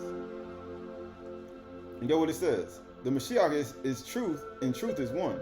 And he was known before the foundation of the world, that he might give life, because wherever the river flows, the water flows. And we just read it in Ezekiel. He said that's where the life, that's where they're going to live.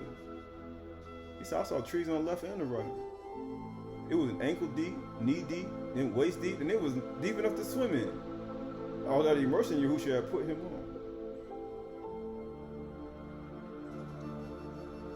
And he says that he may give life, verse 15, to persons forever by truth of his name. And get what it said, verse 16. A new chant is for Yahuwah. If any man be in Yahushua, if any man be in Mashiach, he's a new creation. The old is passed away, the new has come.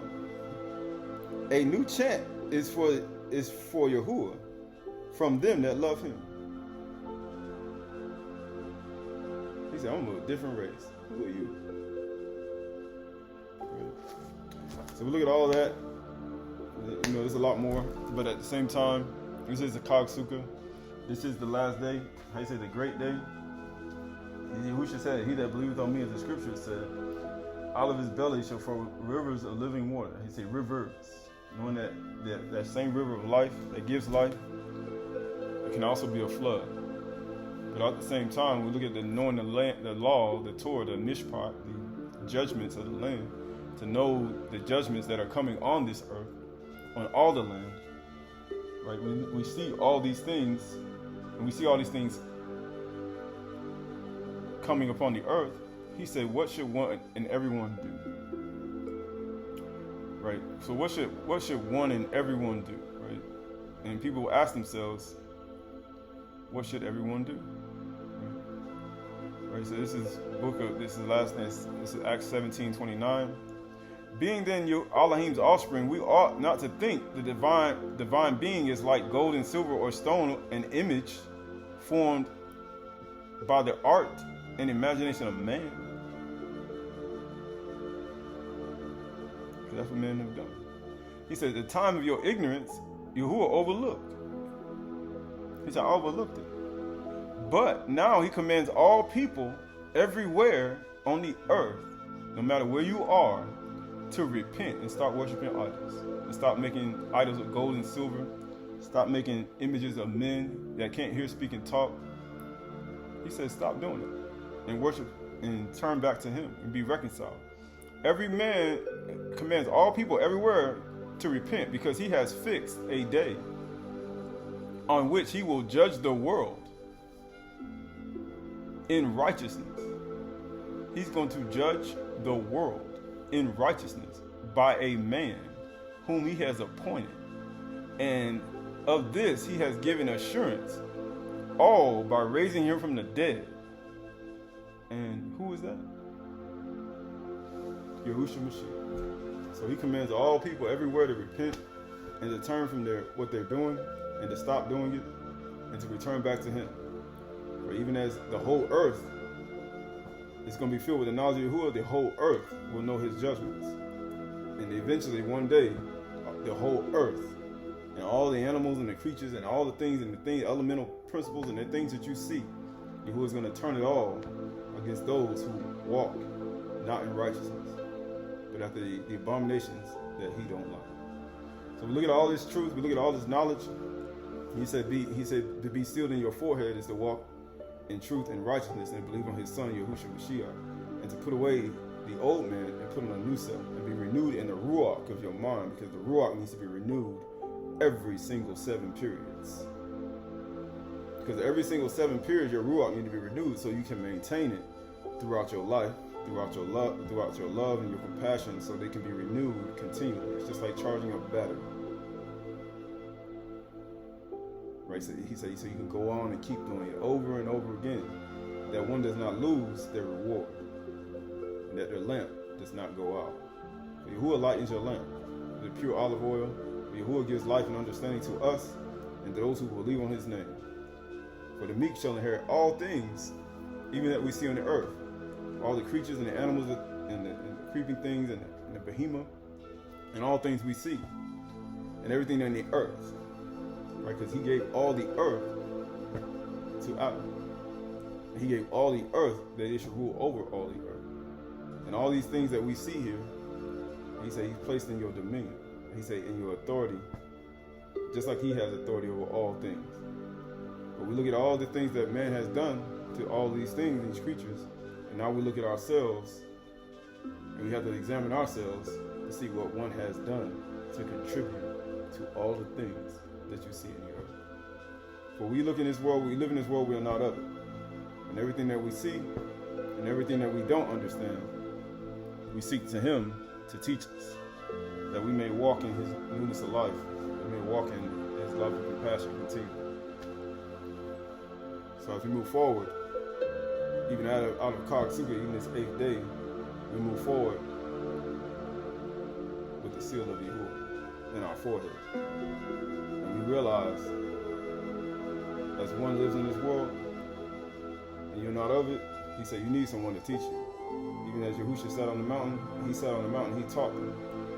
He said, Barak are the meek. Barak are the pure in heart, for they shall see Elohim. Barak are the meek, for they shall inherit the earth. For they shall inherit the earth.